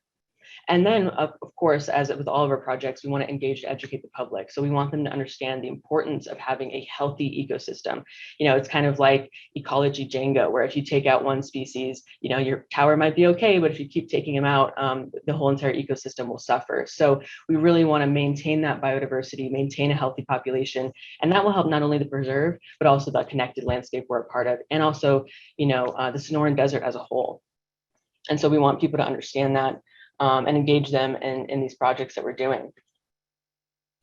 So there are several key differences between this project and our prior projects. One is scope and size. In the prior projects, we were focused on the corridor connecting the south to the regional park, to the north, and to the Tonto. In this project, we're going to survey the entire preserve. And we're interested in the entire preserve because it's not homogeneous. You know, what's happening on a border, for example, an urban border, may not be what's happening on the border between the Tonto and the preserve, or what's happening inside in the interior of the preserve. The other thing that a larger surveying the entire preserve does is it gives us a larger distribution and a larger sample size, which better enables us to answer our research questions. The past projects, we had cameras deployed throughout the year. In this project, we'll have a seasonal deployment with cameras deployed September to October, and then again, March through May. And you might say, well, are you going to miss something by doing a seasonal deployment? Well, we've leveraged the previous studies that we've done, and they've informed us that we will have a suitable distribution of data with this seasonal deployment. And those of you that have participated in the camera project in the past know that when you're strapping a camera box to a tree and then servicing that camera, sometimes it's really difficult to get the camera back in the same position that it was before. We're virtually eliminating that in this project because it is long-term with permanent installation of the camera security boxes. And then lastly, another key difference is camera placement. We're specifically looking for the animal travel ways, the washes, the game trails, the human trails that the animals are using, and then placing cameras with to increase the odds that we're going to capture all of the wildlife that's living in that particular area. We're following a standardized protocol, and that's important for a couple of reasons. One, the protocol we're following has been developed by camera trap experts over the years. It's field tested and field proven. And by doing so, we don't have to spend our energy and resources developing our own protocol. Secondly, by following the standardized protocol, we can share and compare our data to other studies that have used the same protocol. And then lastly, if we decide to publish our data, we expect that we would have fewer challenges because we're following such a rigorous standardized protocol. We're going to have a minimum of 60 wildlife camera sites with 30 cameras deployed at any one point in time. And then when the cameras are deployed, we'll deploy for a month-long survey at each one of those sites, as I said earlier, in the spring and the fall seasons of the year. The fall deployments will support an effort called Snapshot USA. Snapshot USA is a nationwide effort to collect as many different sites and as many different photos of animals in the fall every year. And in this way, the Conservancy then is supporting something greater than our preserve. In this case, it's a nationwide effort. So one of the things that's really important in a study like this is independence. In order for our data and our conclusions to be valid, the camera sites have to be independent from one another. And so we're going to provide that independence by locating the cameras at least 1,000 meters apart. 1,000 meters is roughly 0.6 of a mile. So what we've done is we've taken a 1,500 square meter grid and overlaid it on the preserve. And then in the center point of each one of those grid cells, we've drawn a 500 meters, so roughly a little over 1/4 of a mile buffer around each center point. A camera can be placed anywhere within that buffer, and it'll be at least 1,000 meters from the cameras in the adjacent cells. The buffer sounds kind of large if you think of a 1/4 mile in diameter, but that provides us some opportunity and flexibility to select the game trails to hopefully increase the odds that we'll capture all the wildlife that's living in that area. In this diagram, if you count the dots, I'm not asking you to, but there's 75 of them. And we've selected 75 potential sites because we expect that we're going to lose some due to inaccessibility. We've split the sites into 2 arrays. So when we deploy the cameras, we'll deploy every other cell. So for example, the first deployment will deploy to the red dots here, or the red cells here. And then after 30 days, we'll deploy it to the green cells. And in this way, we can support 60 camera sites with 30 cameras. So our timeline looks like this. We're scouting sites and installing security boxes now, and we're conducting a pilot study, studying the performance of the cameras in our environment, as well as studying some of the sites themselves. For those of you interested in the field work, we intend to have a camera operation workshop in August, and those interested in photo sorting, a similar workshop for species identification. Then our first deployments of cameras will occur September, October this year in support of Snapshot USA. We'll deploy cameras to a subset of the sites. And then our first full deployment will be next spring of 60 sites. So there's several ways that you can participate. One is with the field work. You can participate in the scouting and security box install that we're doing now. You can also participate in the annual camera deployment, move, and retrieval. And we're going to need a lot more stewards to support this effort than we have in the past, because we have a large number of cameras and the camera density is far less. To give you an example, in the last project, we had 10 cameras in and around the gooseneck. This project will only have 4. So that decreased density means that we'll need more people and more trips because it's longer between the camera sites to go out and service the cameras. And then you can also participate in the photo sorting and species identification. And that participation can be done remotely with a solid internet connection. And again, because we have so many more cameras, meaning we'll have more photos, we'll need more people to sort the photos. So sometimes it does rain in the Sonoran Desert. This is a photo taken during our productive monsoon season last August. And now we'd like to entertain your questions. All right. One question about servicing the equipment, the camera equipment. How often is that done? So we're going to have 2 deployments, one September, October. And so what we would do is deploy early September for 30 days, then move the cameras. And then in the second deployment, they'd be deployed 30 days, and we would pick them up. And then we'd repeat that same cycle in the spring. And another question, do we have problems with equipment failure or theft? And how do you deal with potential theft when you're sighting the cameras? Or is that not a concern? It is a concern.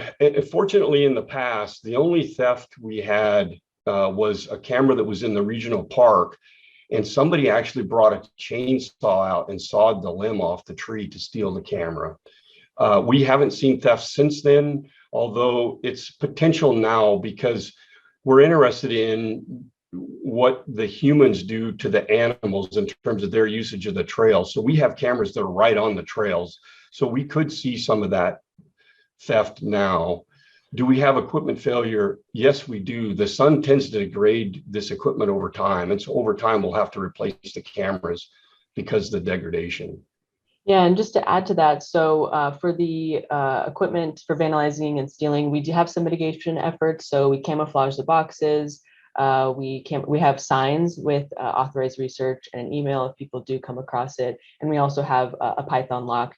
And we do our best to conceal it and to deter any sort of vandalism. But at the end of the day, you know, if people are really determined, they will try and damage equipment. And then also we do keep track of which camera goes at which site. So if we do have equipment failures, we'll know which site it's associated with, which camera it's associated with, and that way we can quickly remove that camera and replace it if needed. We're hoping, though, that the Game and Fish recently changed the regulations in Arizona. It's now no longer legal to use a wildlife camera for hunting animals in Arizona. And they changed that in June of last year because at some of the watering holes, for example, there would be 20 or 30 cameras. So hopefully what that does for us is it reduces the value of a wildlife camera, at least to the hunting community. All right, thank you. I believe that would be all of the questions. Thanks, everyone. All right. Well, thank you, Jessie and Mike. That was another wonderful presentation. And we're really looking forward to hearing some of the early results next year. Next up, we have Dr. Marianne Moore, who is an assistant professor in animal ecology in the Science and Mathematics Department at Arizona State University. Marianne's research uses ecological, physiological, immunological, and evolutionary tools to examine relationships between wildlife and their pathogens or diseases. In Arizona, she launched a multi-year field-based study to describe hibernation traits in desert Southwest bats to help predict potential future impacts of white nose syndrome on these populations. And white nose syndrome is something that is a fungal infection that has been highly problematic in the United States. She joined our bat monitoring program as a principal investigator in her first year at Arizona State University in 2015-2016 and has worked with us ever since. So welcome back, Dr. Marianne Moore, and go ahead and load your presentation. Okay, thank you so much, everybody. Hi, can everybody hear me okay? Yes. And can you see my slide right now? Yes? Great, thank you. Okay. Right, so thank you so much for having me. Definitely, this has been a pleasure all along working with the folks of the McDowell Conservancy. And I'm going to talk to you today about a project that has become multi-year and could become a very long-term monitoring effort of bat populations on the preserve. So the question I'm kind of try and answer, at least to begin with today, is what drives bats to use Dixie Mine, which is an abandoned mine in sort of a very special place on the preserve. And I'll be discussing some patterns of emergence, the possibility that seasonality, as well as some climactic factors, may drive the presence of bats at that site. I want to first off say that this has taken a huge amount of effort starting in 2015-16, trying to understand where the bats are in this general vicinity, determine which methods we can use to monitor them, and to develop our own sort of very rigorous protocol with the intent of trying to publish this data set. So this is a collaboration between myself as faculty at ASU, the McDowell Sonoran Conservancy. Some of our efforts have more recently been funded through the Heritage Program at Arizona Game and Fish. And we participate in the NA BAT program, which is a continental-wide effort. Lots and lots of people involved. Debbie Langenfeld is definitely the primary citizen scientist who has been involved from the beginning. She and I worked very heavily in the field together, developing the protocol. Lots of students from ASU, Tiffany Sprague, Jessie Dwyer, citizen scientists, Carrie Means, people counting bats, John Griffin. And this isn't everybody, but this does include everybody from the last few years, which is what I'm presenting you today. So if you're unfamiliar with Dixie Mine, it is on the preserve, on the Scottsdale's McDowell Sonoran Preserve. It is unusual in that it's riparian habitat. There are cottonwoods. There appears to be water year-round, probably inside the mine. So it's an important conservation area for a lot of animals, not just bats. We do see zone-tailed hawks in the area, ringtails, foxes, coyotes, mountain lions, rattlesnakes, lots of different vertebrates for sure, and invertebrates. The mine itself is closed, and so that does make it good and protective for bats that may choose to live there or roost there, although there has been some vandalizing in the last couple of years, which makes it a little bit easier for humans to get inside. It has been known as a bat roost site since 1981, and Arizona Game and Fish previously identified it as an active maternity colony. That was in 1992. And what we mean by an active maternity colony is that this is where bat species, females of the species, will congregate to give birth and raise their young. And this is something that is quite well known for bats generally. This just gives you an idea of an aerial view. So you can see the wash with cottonwoods lining it. The whiter splotch is actually a vertical entrance into the mine. That is not where we trap or watch emergences. We watch emergences from a more horizontal exit. Okay, and so why should we study bats at Dixie Mine? We can answer this question generally and specifically.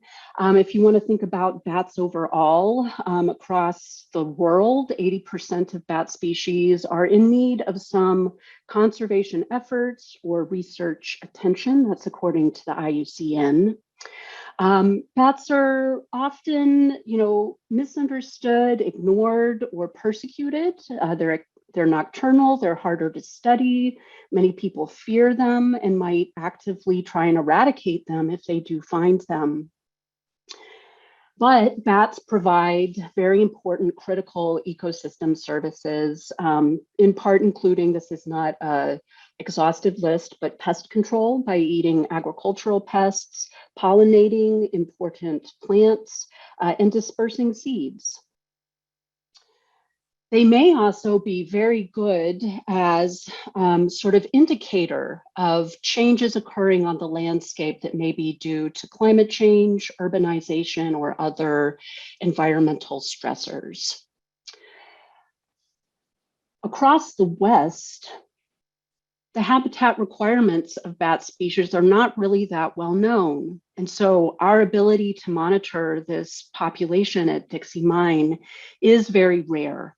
And we do believe that the bat that you see here in the image, Cornurinus townsendii, which is the pale Townsend's big-eared bat, is the primary species utilizing the mine. It has quite a large range. Geographically, it can be found in Canada and as south as central Mexico. This is a bat that forms maternity colonies in the summer, as I mentioned, but also requires suitable habitat for hibernating in the winter. And that might seem really quite unusual given that we're studying organisms in the Sonoran Desert where it never gets much below freezing, if at all, right? But the bats that we observe at Dixie Mine are considered obligate hibernators. It means that they have evolved to require using hibernation. And that means they need cold temperatures in the winter. They may leave the area and hibernate elsewhere. And some of these connections are really not at all understood. Where do they go when they're not at Dixie Mine? Okay, and then another very concerning event that has unfolded since 2006 is the emergence of the fungal disease that Melanie mentioned, white nose syndrome. So across North America, there are many populations that are declining due to white nose syndrome. And it is important for us to be monitoring all populations really in order to be able to detect impacts. If you're not very familiar with white nose syndrome, I thought having this map might be useful. So it first emerged near Albany, New York in 2006. That's where the red X is. This gradient of colors is showing you the sort of chronological spread of the fungus across the continent. Currently, according to the US Fish and Wildlife Service, there is no white nose syndrome or even the pathogen that causes it in Arizona. But there have been a few records of very, very low level detections of the pathogen, for example, in the Grand Canyon. Okay, so we expect the pathogen will arrive in Arizona. And this is another reason why studying bats at Dixie Mine under their sort of normal circumstances is really important. We want to understand them first before the disease impacts them. And we also want to be able to detect the impact by already having population counts, for example. Okay, so our overall Dixie Mine Bat Monitoring Project has a major goal to assess the species, occurrences, and relative abundance of bats across seasons using the mine. We're also looking across years and testing for the effects of environmental conditions on bat abundance. We are using multiple methods, and the three main methods that we're using all have their own strengths. In general, across all three methods, we are asking these questions: which species are there? Why are they there? When are they there? Relatively, how many are there? We don't actually expect to get a true census, but we get relative counts. And then, of course, we can summarize across our findings using these different methods. The different methods that I'll mostly be focusing on today are emergence counts and emergence captures. And I'll talk a little bit briefly about these acoustic recordings that we do. Okay, so the emergence counts are where we very carefully set up two cameras facing the mine at different angles. We record using IR cameras. So these are like similar to Sony Night Shot. They detect IR light. We, yes, use two cameras and record for 2.5 hours, starting at a half an hour before sunset up until 2 hours past sunset. The videos that result are visually reviewed by citizen scientists. Debbie Langenfeld has done every single count as far as I know, and then we've had other citizen scientists do sort of a repeat. Okay, so it's important for us to have multiple counts since this is kind of difficult looking at the footage. We also count bat activity in as well as out of the mine. At sunset, we measure the temperature, relative humidity, cloud cover, precipitation, and wind speed just adjacent to the mine. And we also do that at the end of the emergence count, but I will mainly be talking about the data related to at sunset. And we do try and be extremely regular in the way we execute this in the field. So we do measure the distance from the mine gate to each of the cameras. We have them at the same heights. We have our IR lights kind of illuminating the gate at the same place each time. We hang our environmental logger in the same place each time as well. And this other one right here, this is one of our acoustic recorders that is in place, again, at the same spot each time. Here is a video showing some examples of the footage that results. Okay, so the bat that you just saw fly in front of your face would have been counted as an in, and then momentarily we'll see a bat exit. Okay, and that would be counted as 1 for out.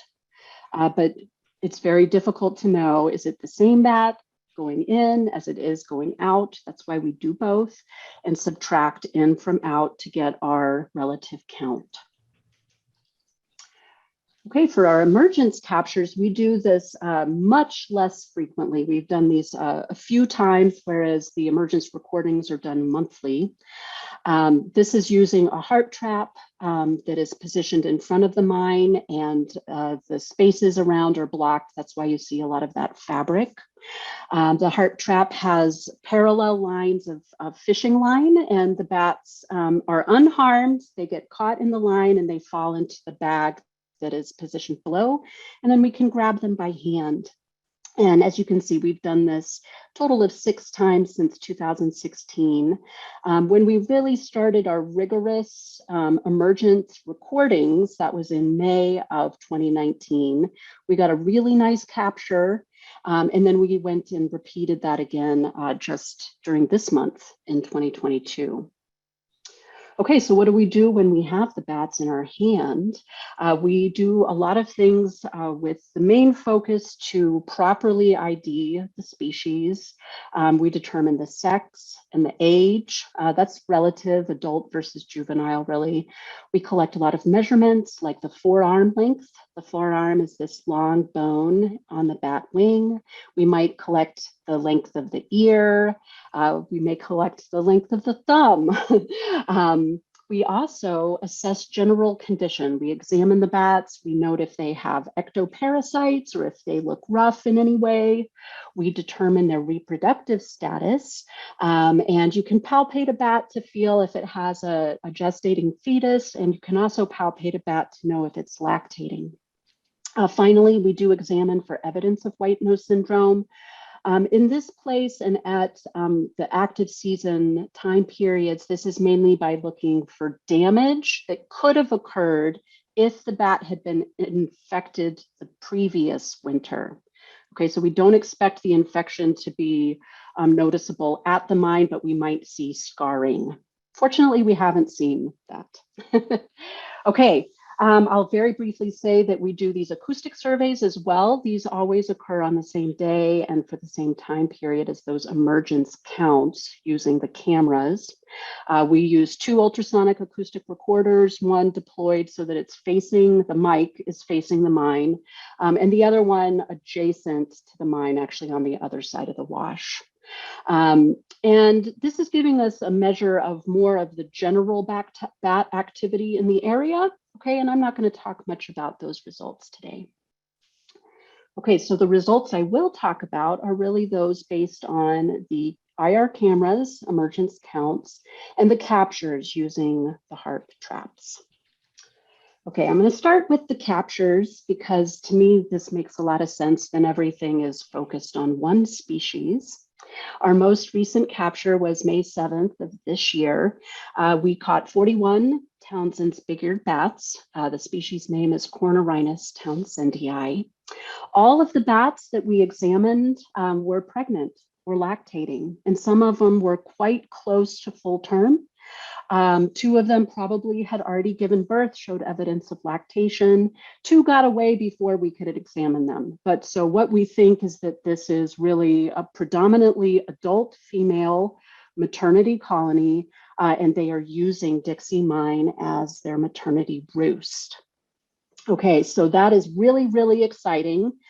because these maternity roosts are quite rare. I know of one other one in the state, not that I've been here that long, but they're not easy to find. So having one on the preserve land is very important. It means we can more likely protect it because that land is already protected, right? And we have this really good opportunity to study and further protect the species. I should also mention that we have captured other species occasionally at the site. This includes Myotis vellifer, Myotis californicus, and Parastrellus hesperus. And I'm not going to show you the acoustic results as I mentioned, but Parastrellus hesperus, the canyon bat, is the one that we most frequently detect using the acoustic recorders. It seems to be flying over the area very frequently, though it does not appear to be using the mine itself as a maternity roost. All right, so turning to the results of the emergence counts using the cameras, we now have almost 3 years of nearly monthly data. We had a few snafus due to a fire and foxes toppling cameras, but mostly we have every single month for a solid 3 years, which I think is pretty phenomenal considering we've lived through a pandemic and done all of it, right? Okay, so here are some of the results. First, showing you some of our seasonal trends of mine usage by bats. So now I can say we can assume that most of these individuals we are counting using the cameras are Cornurinus townsendii, that pale Townsend's big-eared bat. And you can see that there are trends, right? There are peaks and troughs in the numbers of bats that we count leaving the mine. It depends on the year. The peaks tend to be somewhere around May, June for 2019. A little bit earlier in 2020, the peak was in March. We may have missed the peak in 2021.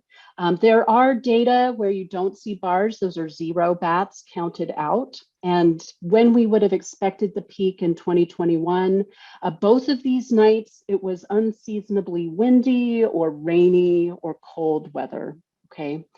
But then here we come over here. I'm going to jump over here for now. This is this year where we're seeing the peak return back to March, April, okay?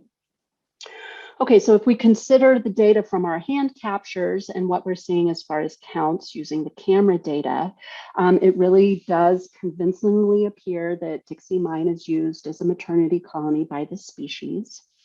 But you can see that bats are observed emerging from the mine during most months of the year, but with very little emergence in the winter, colder months. Okay, this is when we would expect for them to be in hibernation, probably somewhere else. The maximum number of bats we observed was 86. That was on May 31st, 2019. The minimum number of bats observed was 0 on each of these days where you do not see the bar. December, February, and March were the months. Okay, and yes, we do have a few survey dates that are missing due to some equipment malfunction. Again, we can blame the pandemic on that. A fire that prevented access, that was in August of 2020. And in November of 2020, foxes toppled both of our cameras mid-recording. Okay, now I'm going to turn to a brief view of some of the preliminary statistical analysis we've done. I mentioned to you that we collect environmental data like the temperature and the wind speed at sunset. What we want to know is what explains those trends in bat counts leaving the mine. Is it seasonality? Is it temperature? Is it some other environmental variable? And so far what we've used is an approach using generalized linear models, GLM for short, and using many different sort of variations of the models with different regressions. You don't need to worry about this, but Poisson regressions are used for count data, and that's our data. And so far, the best fitting model, according to something called the AKE-IKE information criterion, includes kind of a bunch of predictor variables, including temperature, humidity, cloud cover, and wind speed. Across all of at least the top ranking models, temperature seems to rise to the top and have the largest beta or the biggest effect compared to the other factors. Okay, so we'll take a moment and look a little bit more at that. Right now, what I'm plotting for you is simply temperature adjacent to the mine in Celsius on the survey date, so at sunset and across all of our survey dates. And you can see, as would be expected, we have highs and lows as well. Okay, but I'd like to show you the counts aligned with the temperature data. In some ways, you can see peaks sort of aligning with high temperatures, right? But not entirely, right? So here we are at the end of our current set of dates. We didn't yet have very high temperatures in March and April of this year, but we did already have sort of a peak in bat counts. Okay, so I'm going to look at this in a slightly different way, which is to plot the number of bats exiting Dixie mine according to the temperature at sunset adjacent to the mine. And this is where it gets really complicated, and we think simple linear regression may not be the best choice. Okay, so if you look at sort of the lower half of this figure, you can see a rough curve. It appears that fewer bats emerge from the mine during very hot temperatures or very cold evenings, except when there is peak abundance.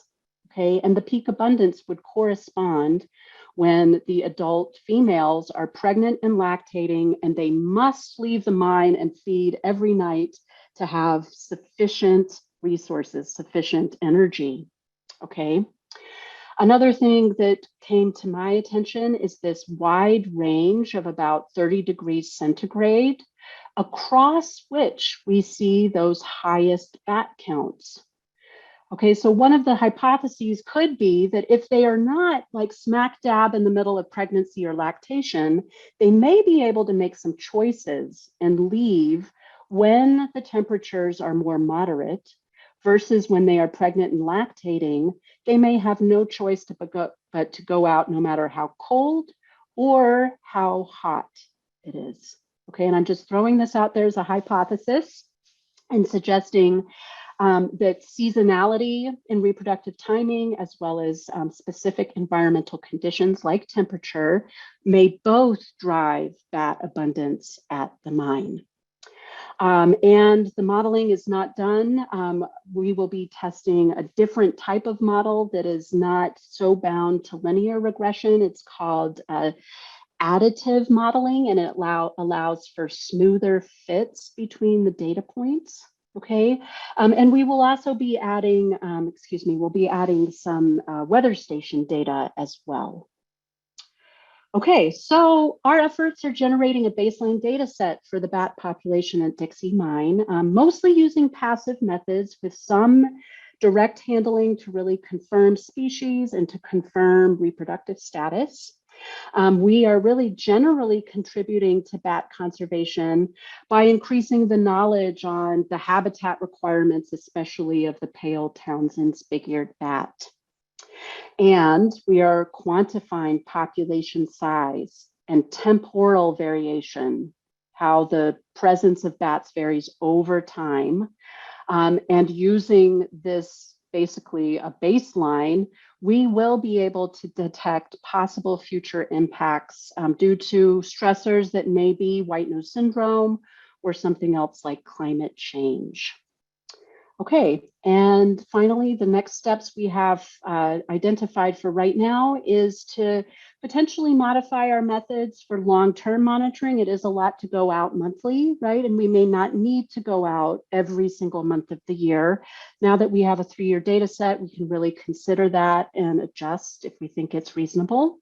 And we are currently working on a paper to publish these first three years of results to really present the phenology, as has been mentioned a couple of times today, of especially the Cornurinus townsendii.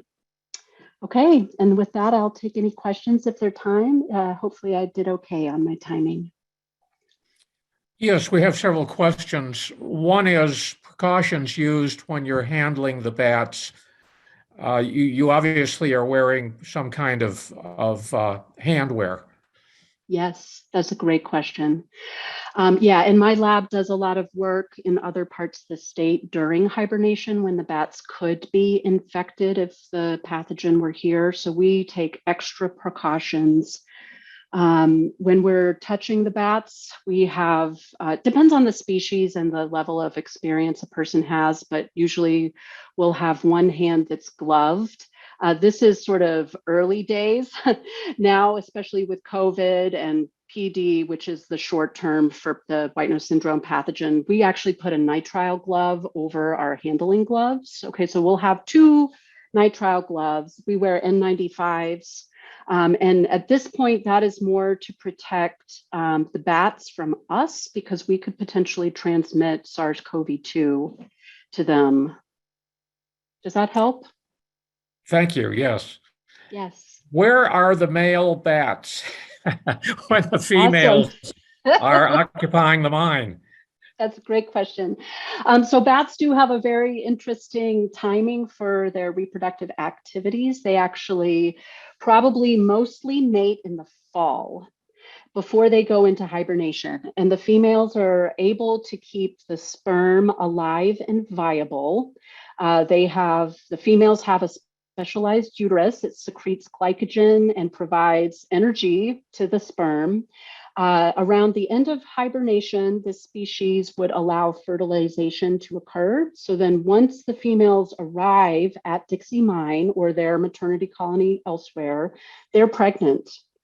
And then they carry out, the full gestation and provisioning, et cetera. The males don't have to be anywhere for that period of time, right? So mating can occur during fall swarming is what we call it, when males and females really get together. Mating can also occur in hibernation.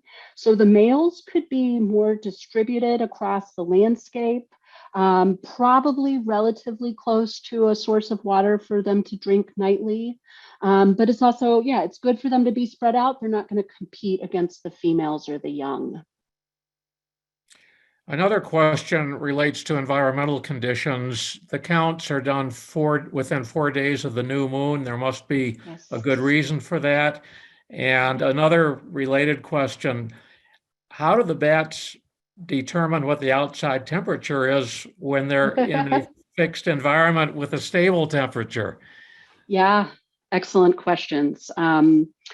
Okay, so regarding the new moon, not for this species, but other bat species are known to change their behaviors in correlation with the amount of light from the moon, so the moon phase.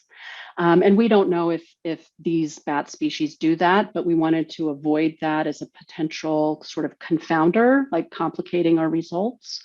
So if we do our recordings right around the new moon, give or take a few days, then it's always really, really dark. We know the amount of light is consistent across our emergence counts. Unfortunately, at the mine, there isn't a lot of light from the city, right? Especially because you're kind of tucked down into the wash.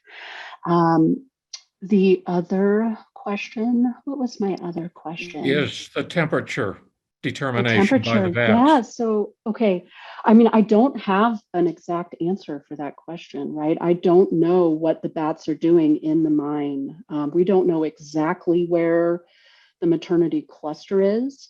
But one thing that we do observe is that not all bats leave exactly at the same time, and the emergence usually starts off fairly quiet It seems like, and this is something else that's been noticed with other bat species, is that there might be one scout that comes to sort of test the conditions, and then it could fly back to the cluster and report back.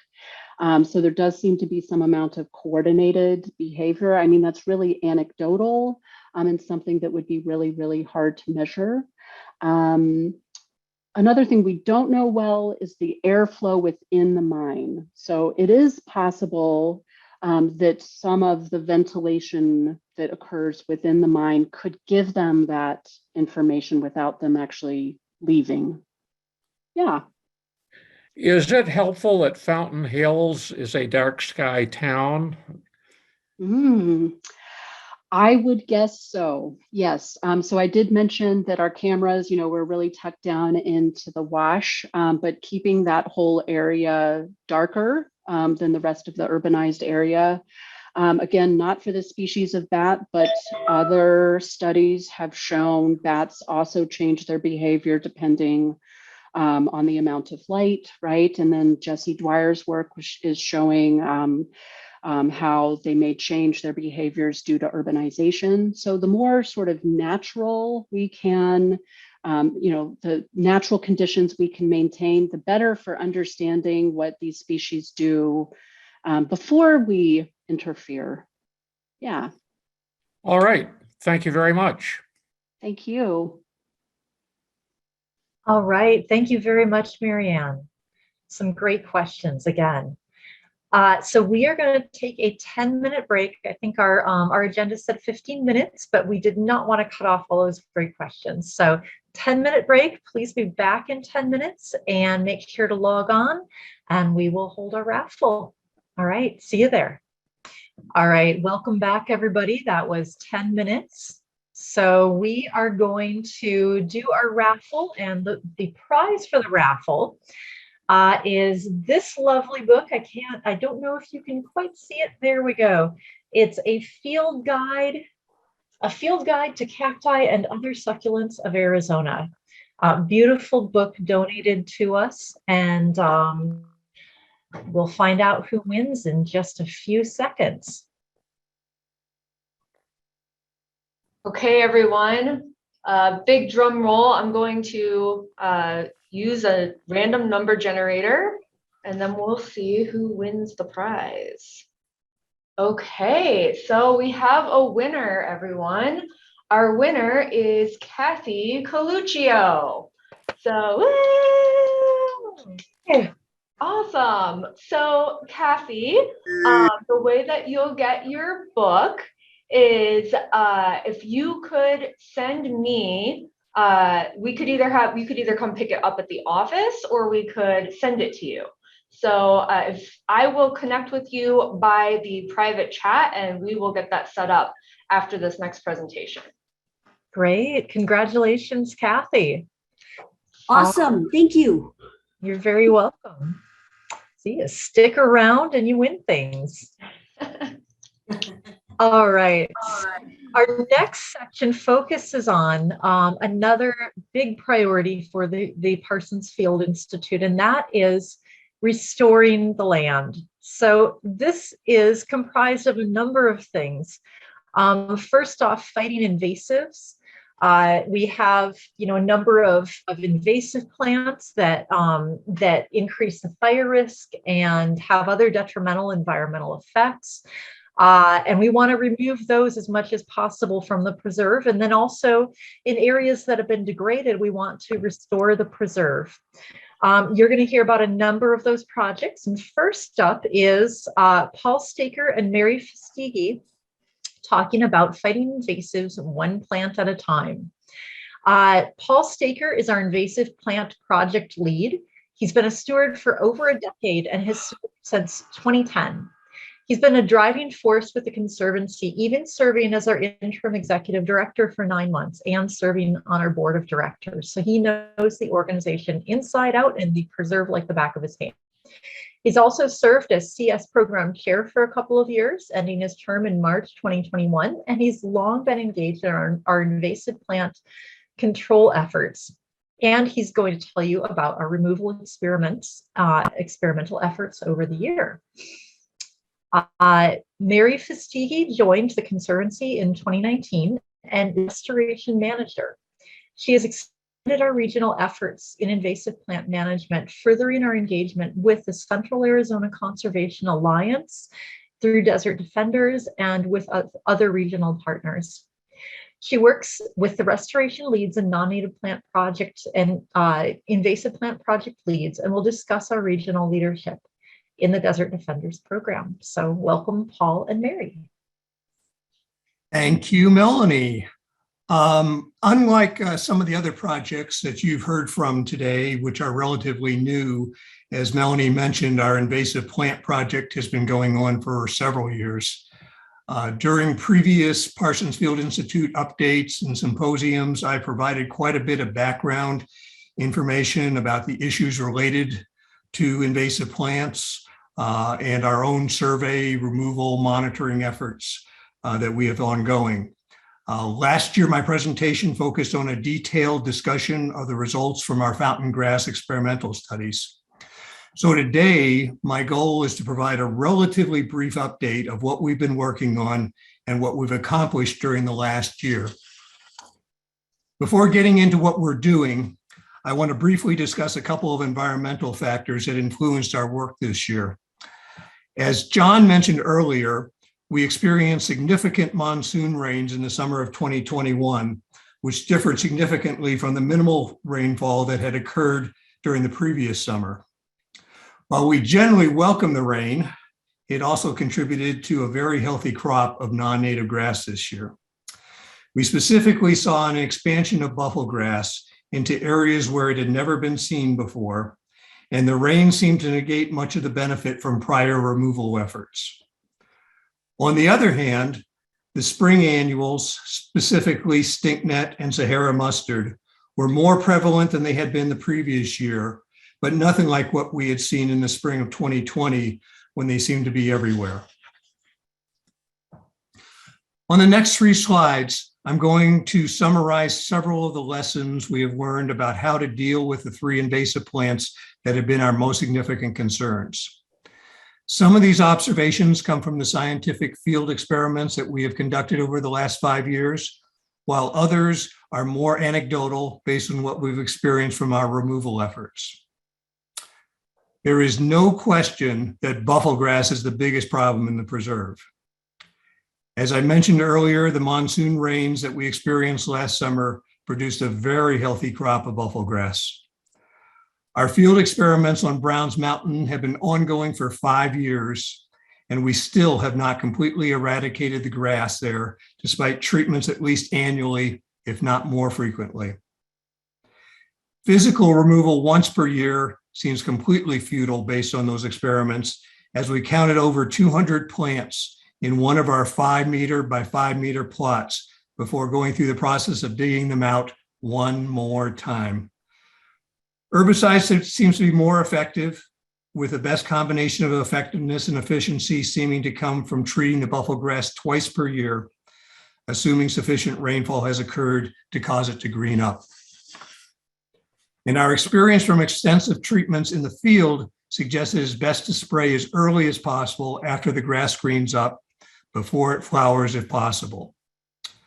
We've not made a final decision about whether we will continue our buffalo grass field experiments, but we hope to eventually have sufficient results to eventually be able to publish a report on our findings. Fountain grass.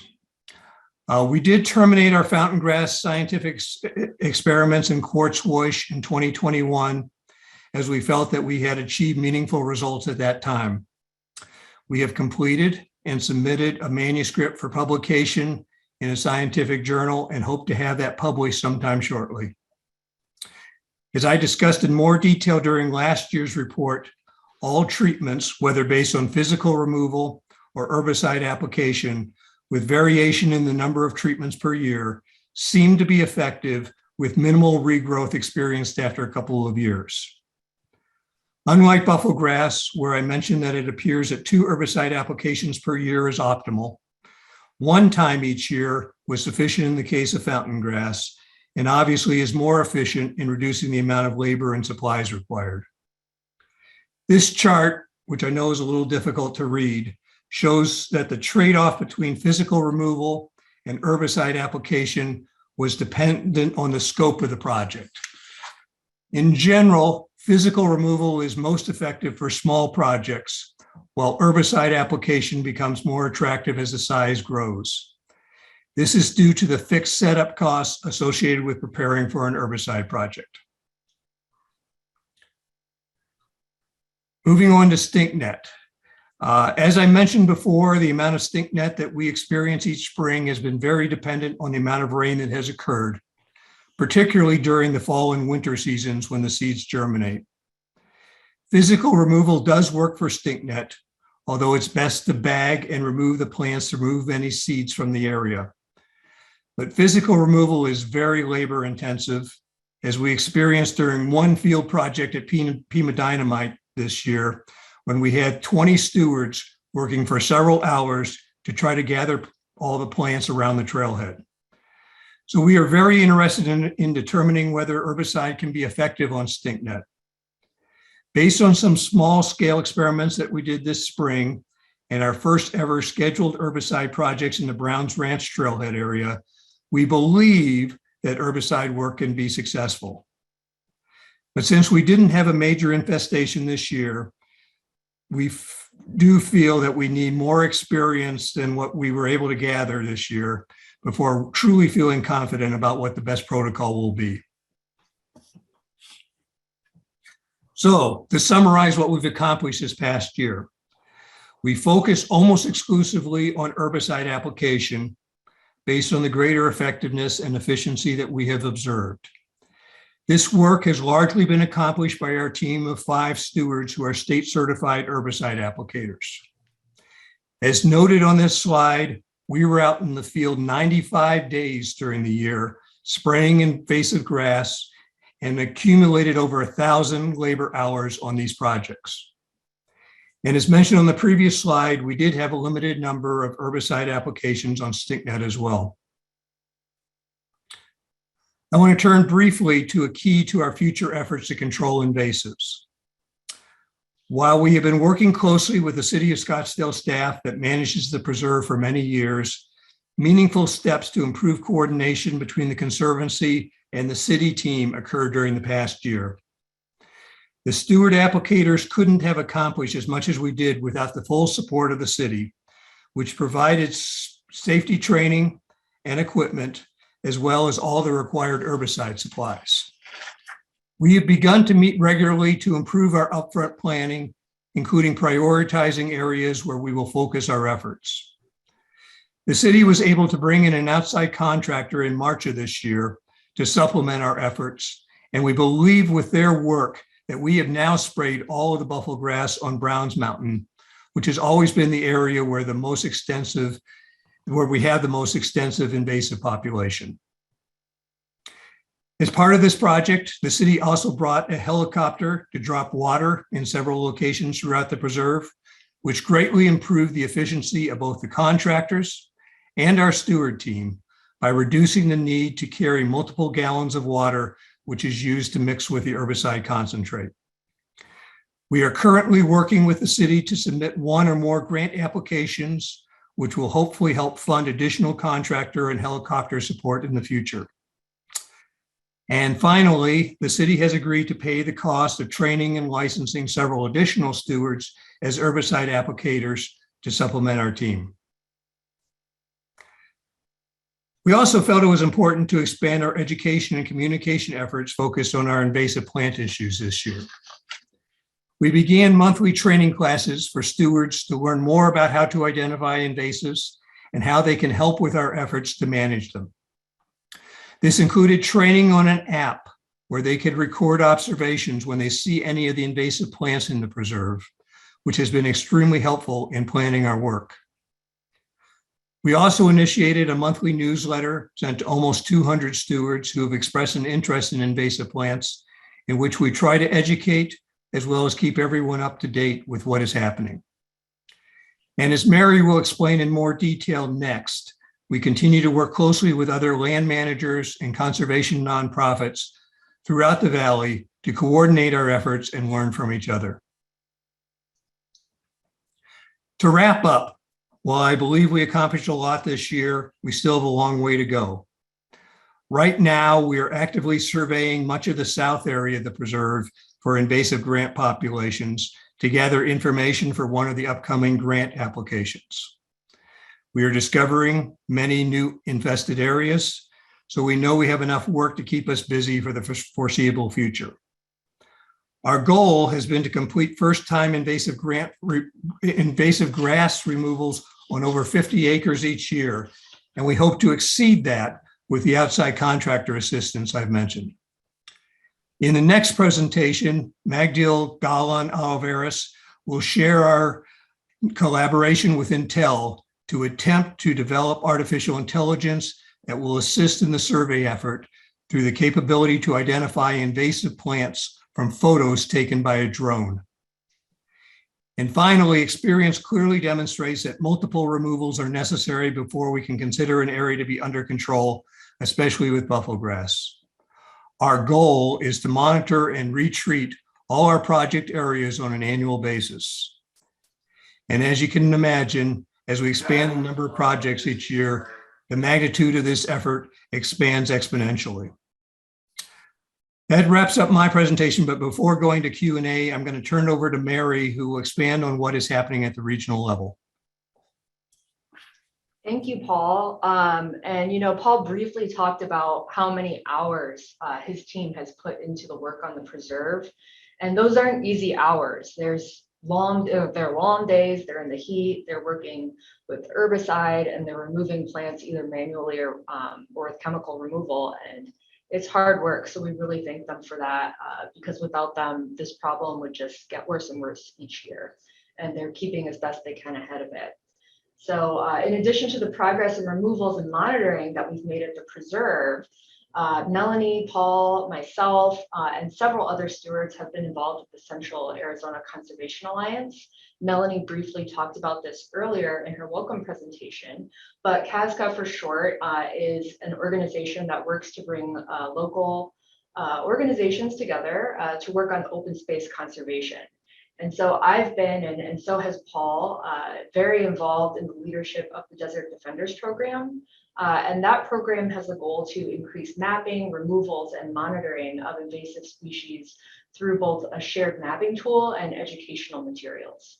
And in addition to that, we've worked this year to help draft a regional strategy that's going to guide us and our regional partners in expanding our collaborative efforts together.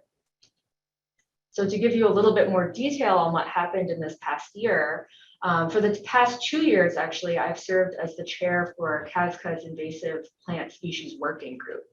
And this is a great group of people. This group brings together basically leaders in invasive plant species management from many different organizations. You can see them listed here, and I hope I didn't miss anyone, but we've got a really great group of people who are working together.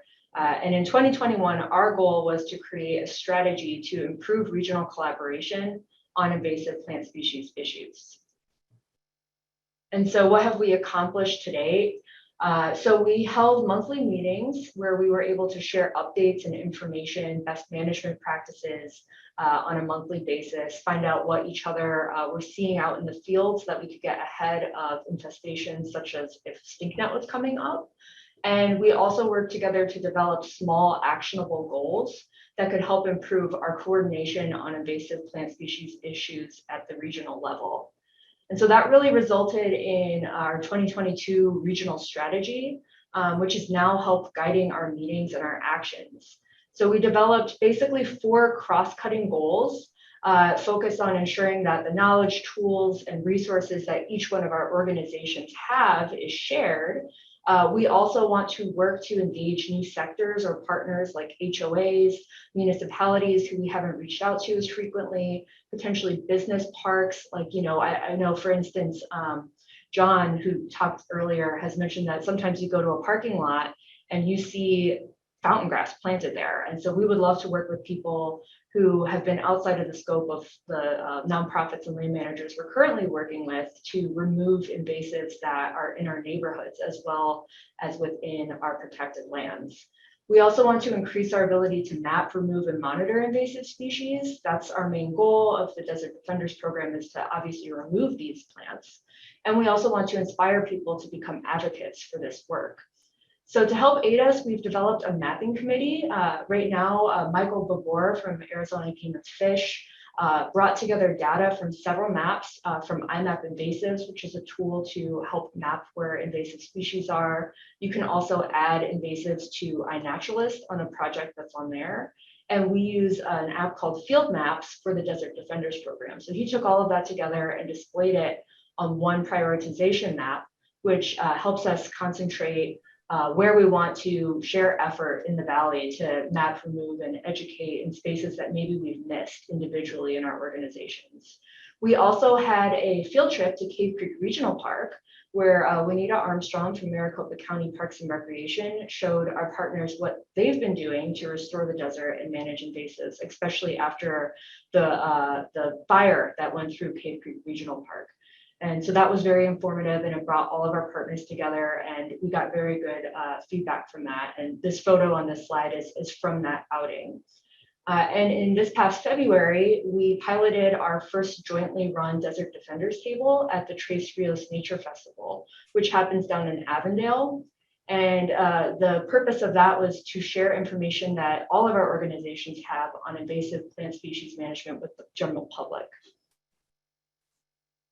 And so with these successes in mind, we're going to expand on that this year. So our 2022 plans include using our regional strategy as a tool to focus on bite-sized actionable goals that we can really achieve together. This picture right here is from that Tres Rios Nature Festival, and I felt like it was a great opportunity to get to know many of our partners in person who we've only been meeting virtually for the last 2 years because of the pandemic. So one step we've taken is to merge all of CASCA's invasive plant species groups. There was a couple of us. There was a group focused on mapping. There was a group focused on collaboration and education. And we're putting all of those groups together under the umbrella of the Desert Defenders name, since it's such a catchy title and it's a memorable logo.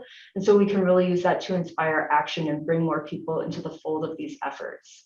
Our partners in Desert Defenders also continue to map and remove, since of course this is the central goal of the group. We want to reduce invasive plants in natural areas and surrounding spaces, like I said on the previous slide.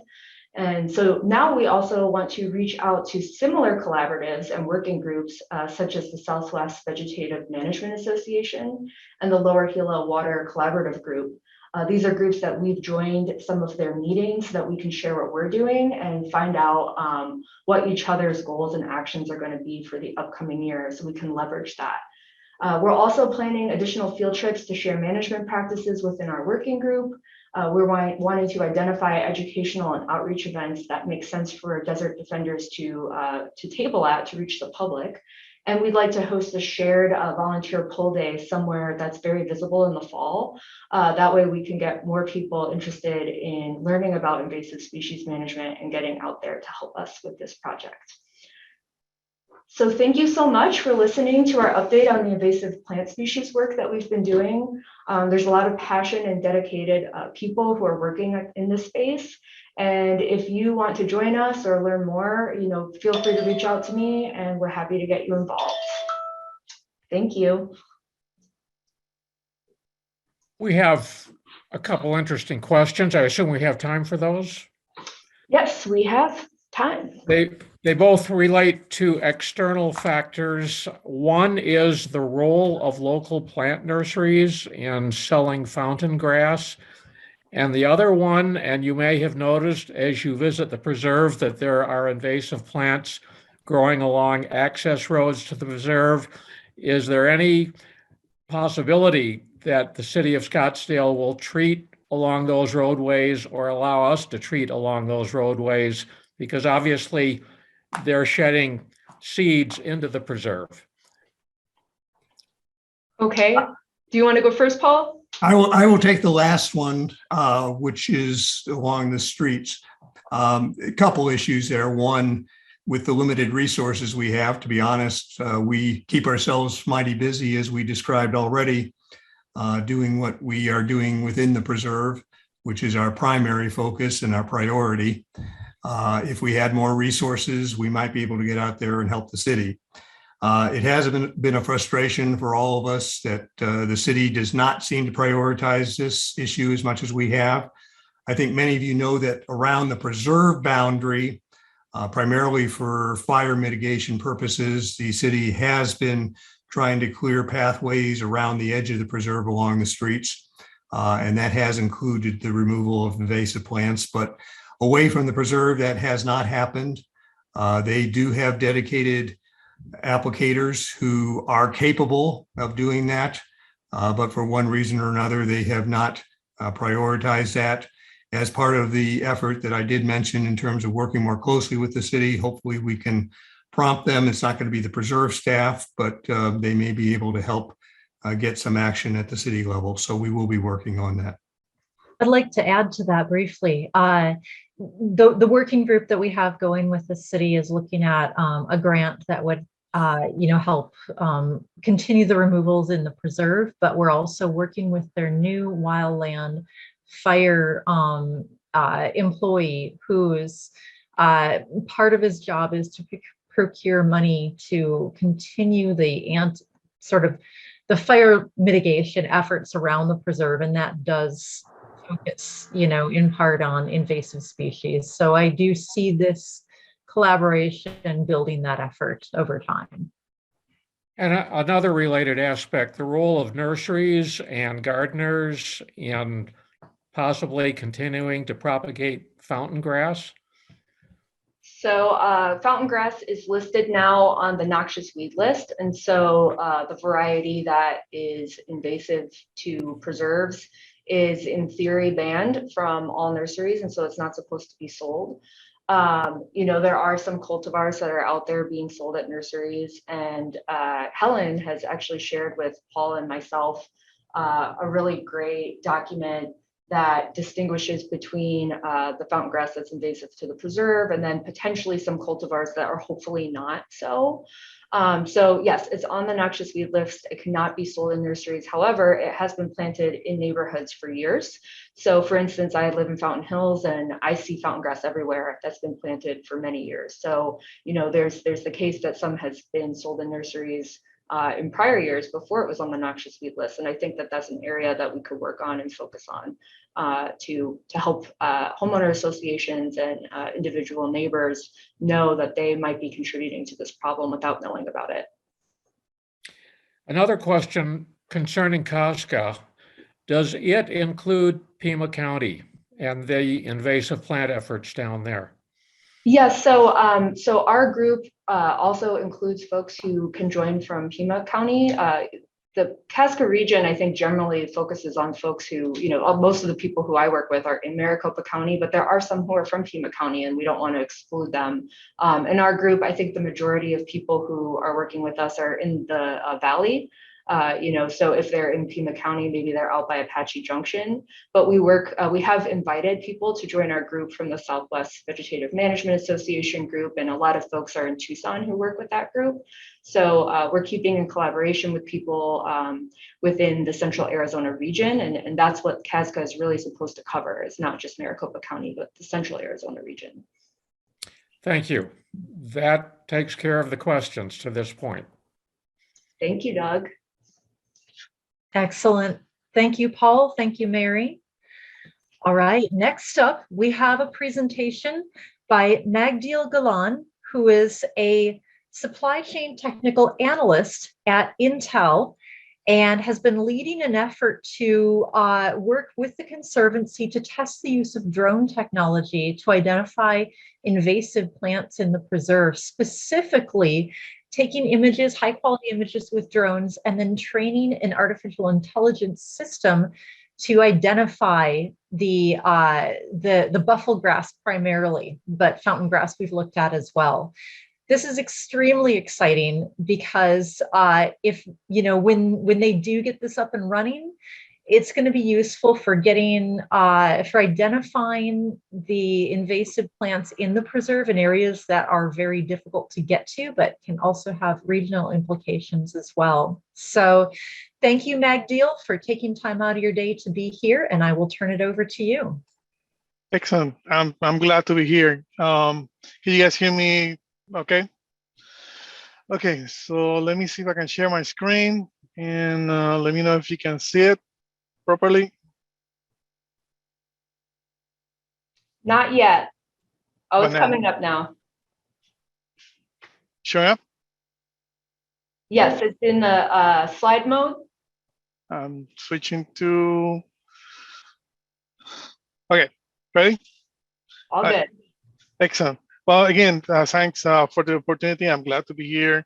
I'm glad to be participating and contribute to this effort.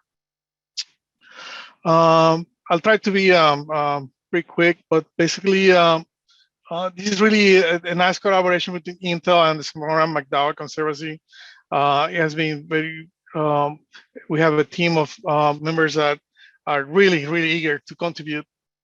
Our goal is to be able to detect and identify non-native grasses, invasive, using artificial intelligence, using drone imaging, okay? Just to put it in lame terms, it's like face recognition, but for grasses. There's many challenges associated with that, but I'll go over some of those details. Our main objective is to make sure that we can develop an ability to detect and map where these invasives are located, and turn that into a potential app that will help monitor, identify, monitor, and development and progression of the invasives. Let me know if I'm going too fast at some point, or if I'm not. Sometimes when I go too fast, I start Spanish coming out, so just stop me if I do. We have various phases that we want to complete this project. The first phase is to collect the aerial images using a drone. Second phase is to use the expertise of the botanists and conservancy stewards to identify and label the invasives. That is similar to what Melanie mentioned, which is we want to train our systems and we need to educate them on what are invasives. Okay. Phase 3 is to develop the model once we have those images trained, identified, and we're going to try to develop some characteristics recognition into building a profile. Phase 4 and 5 is regarding the mapping software and the app. Right now, we're currently on phase 3 at that moment, but I'll talk about our progress. Basically, we have mapped the particular area. We wanted to do our first sampling. We have a drone that, as we can tell, we launched from this area, and this is the one sample of the area that we have captured some imaging, okay? And the way that it works, we have our drone, we have a couple drones now. It basically goes and scans in a zigzag pattern throughout the area that we determine. You have to work with identifying the cluster area and map it, pre-program it into the drone. Once we have these images, then the next step would be labeling those images, and that is to identify which are within that image, what is buffer grass, and capture that. That will then be fed into an AI modeling system. Just very quick on the phase 1, we have done various outings. That includes many of the stewards and some of our Intel team members who do a little bit of hiking, which we're not used to, and out of the office. That's a good experience, and share and understand. That's the reason why I invite the team to really understand and get a little depth and sense on how they're contributing. Okay, some of the equipment that we're using is, here's the drone. The last drone that we're using, a high resolution drone. There's one with the drone. We use software to map into the area and communicate with the drone. Our team consists of partners and volunteers from the City of Scottsdale, the McDowell Conservancy, of course, ASU. We have different groups within our team, which are, I call them like the drone masters. We have the AI champions that will help with the modeling. And of course, the toughest part is for the leveling, I call them the leveling heroes. And our team consists on, and I'll elaborate a little bit on that, of all over I would say pretty much all over the place.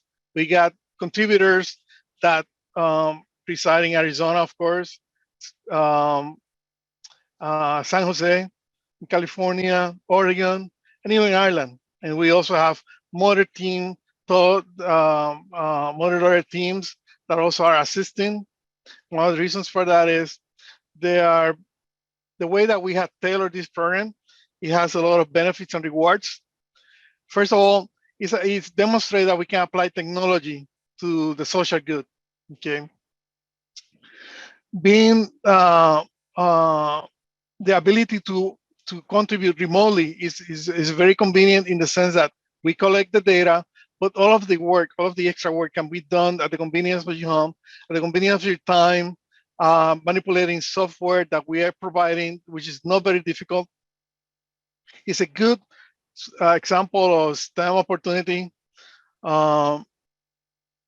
It's a good introduction to AI. And keep that in mind because I'm gonna go over some of these slides and there's gonna be a quiz at the end, so we'll check. So how we do this, let me see if I can, this plays well. Let me know if the sound comes in. It's not important, but this is what the drone launches.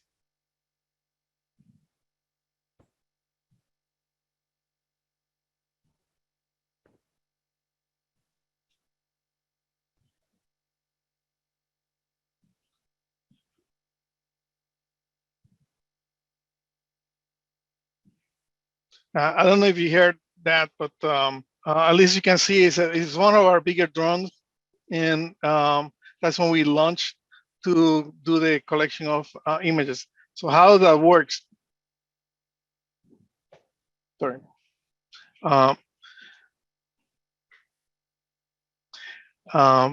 This little speck here is the drone.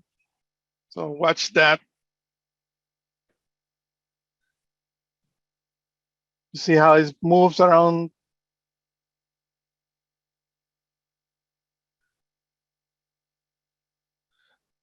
So this is just an example of how the drone will do the mapping on a zigzag pattern to cover the area.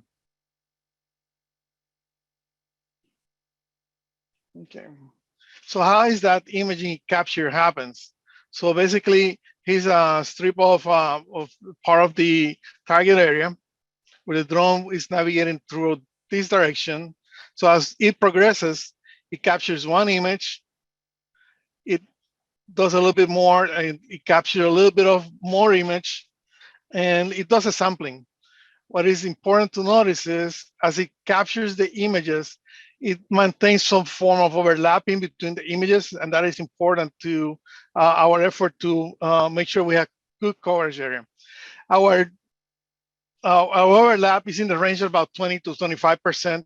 It's not as 50 I'm showing here, but it's just like it gives you a little bit of complete coverage on the area that we're addressing. One of the things that also it's important to note is as we move along, notice the change on perspective. Like for example, the shadow of the cactus that is here, and how things change a little bit on the angle as the drone moves around the path, and it compensates for the time for the area. Okay. So some of the challenges in the phase one, which was the image capturing, is we wanted to make sure we have a good representative area that will capture enough sampling. And from the images I showed, there was plenty of grass. We also want to make sure we capture a good sampling of the target. That means capturing hundreds, probably thousands of images that needs to be analyzed. An important factor is lighting conditions, whether it's sunny or overcast, morning versus afternoon. That really changes the profile of the image that we're capturing, and that becomes significant. Also, we need to take into consideration whether it's seasonal, what time of the year we capturing these images. At the beginning of the year, spring, winter, summer, those change the parameters to what we need to identify to fit into our model. And of course, the image quality, which is is affected by the resolution as a factor of the altitude where we're capturing the images. Part of that altitude is a trade-off between how much area you want to cover versus how much time you have your drone flying around to capture those images. So phase 2 is the labeling part, and this is a very complex component and is very time consuming. So here's an image of the captured area. Here's the labeling that is being done by, in this case, by our stewards, which is Paul and Juan has been helping on this very greatly. And we use this information to start building our model. This is very intense and very labor oriented. So some of the challenges and the processing of labeling consists where first we have the botanists and conservancy stewards will label the images where we have hundreds of images to be labeled. But there's too many images to the botanists. So we came with a solution that will have the botanists, the stewards sample. Right now we're doing fifth, maybe we'll need to do fourth, every fourth image in the sequence as I was showing for the coverage. And then the remainder of the images will, part of the Intel team will fill that gap by taking the information that was done on those images that were labeled by the experts and project and reproduce the same images on the same labeling on the other images. And what I mean by labeling is you need to look closely into the images. We can zoom into them, and then using a special software, it's easy to use, you encircle or capture which of the images within the image where it consists to be buffer grass. And we need to be careful to isolate between what is buffer grass and something else, because that's how the model will tell one from the other. I'll elaborate on that a little. So yeah, labeling is tedious and time consuming. And our approach has been, if we can collect enough volunteers, we can distribute that paint between a few more people. And instead of a person doing 100 images or so, we can just assign 5 to 10 images, which is very, very accommodating, very doable, and at the time and the leisure of the person. And it can be done here in Arizona. It could be at the home in California. It could be done at night while having dinner or watching a movie in Ireland. So it has no bounds. This can be helped throughout. So this is the last thing. I'm gonna make you a little bit of experts on artificial intelligence and neural networks.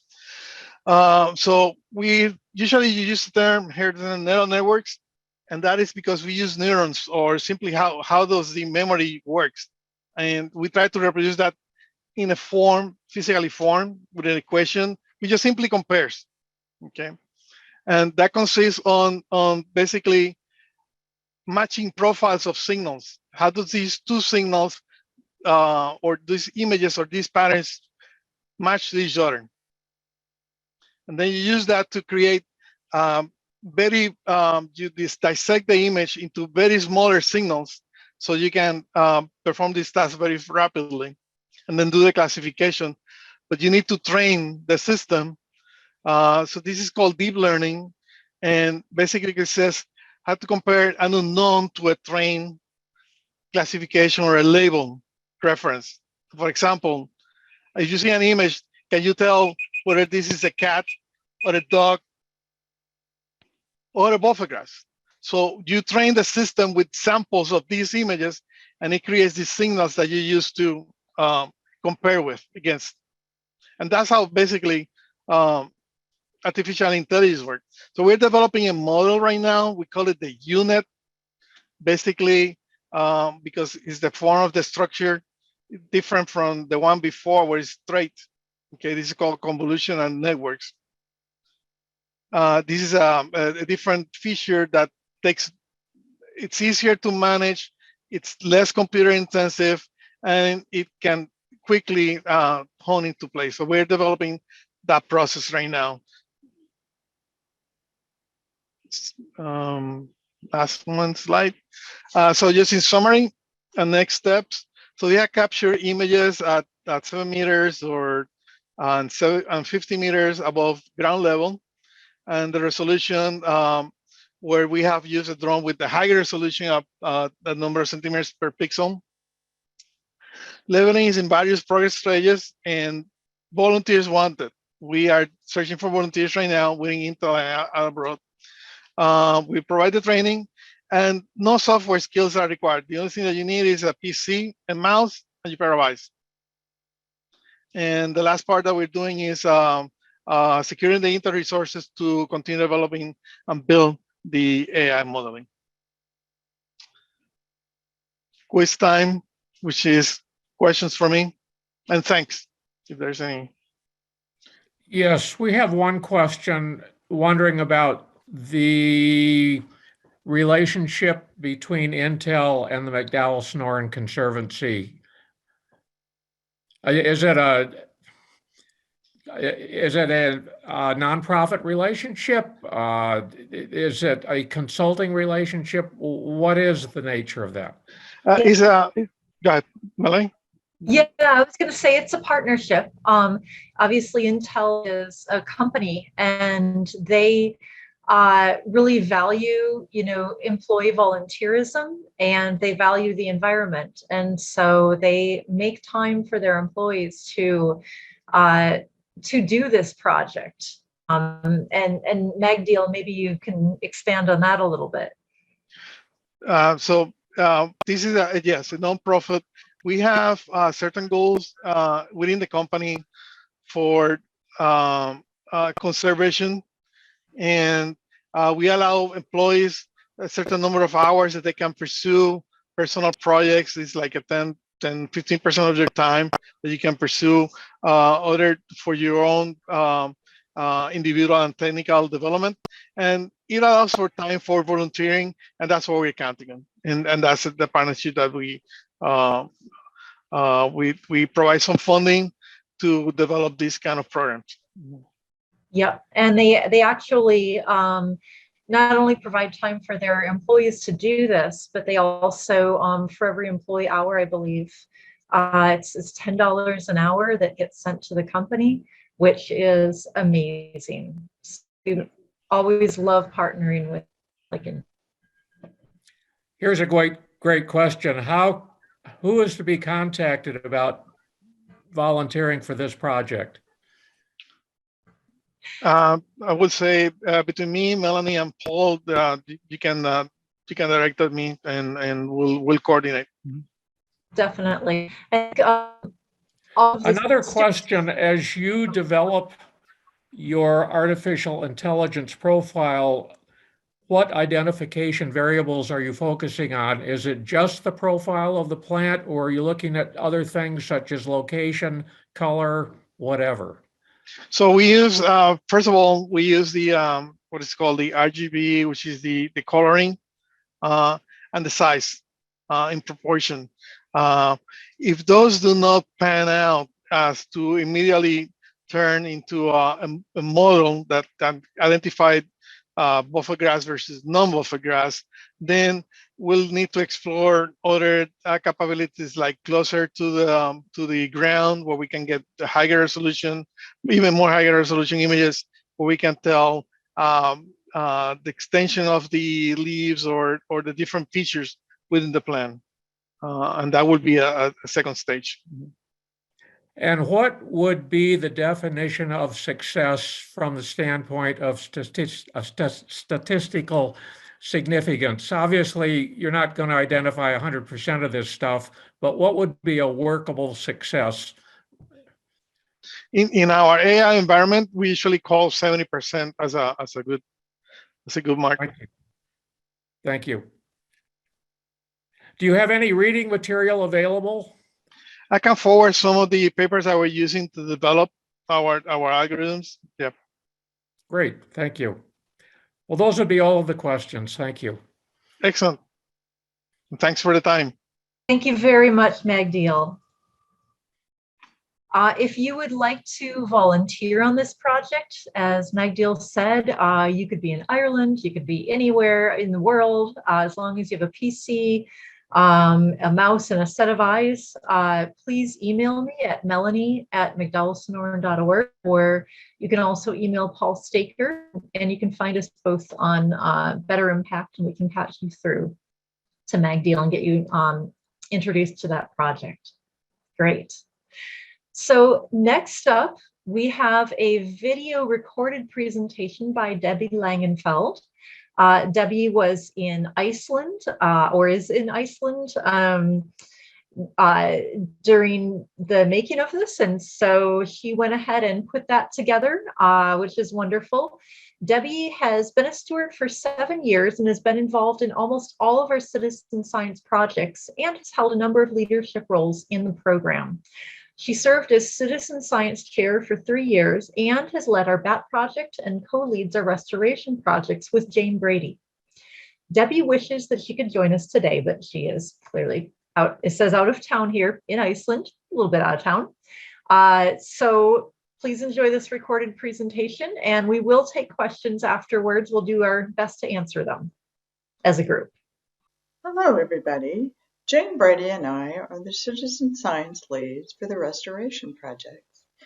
We're really enjoying working with Helen and Mary, our research partners from Northern Arizona University and the city of Scottsdale on several different kinds of research projects. But before we get started talking about those projects, first let's do a quick review of what ecological restoration is. Well, it's about helping damaged areas recover to a natural state, but it's also about improving ecosystem functioning and resilience so the area can survive in the future to meet the challenges of climate change and urbanization. Success is largely dependent on the ability to grow native plants.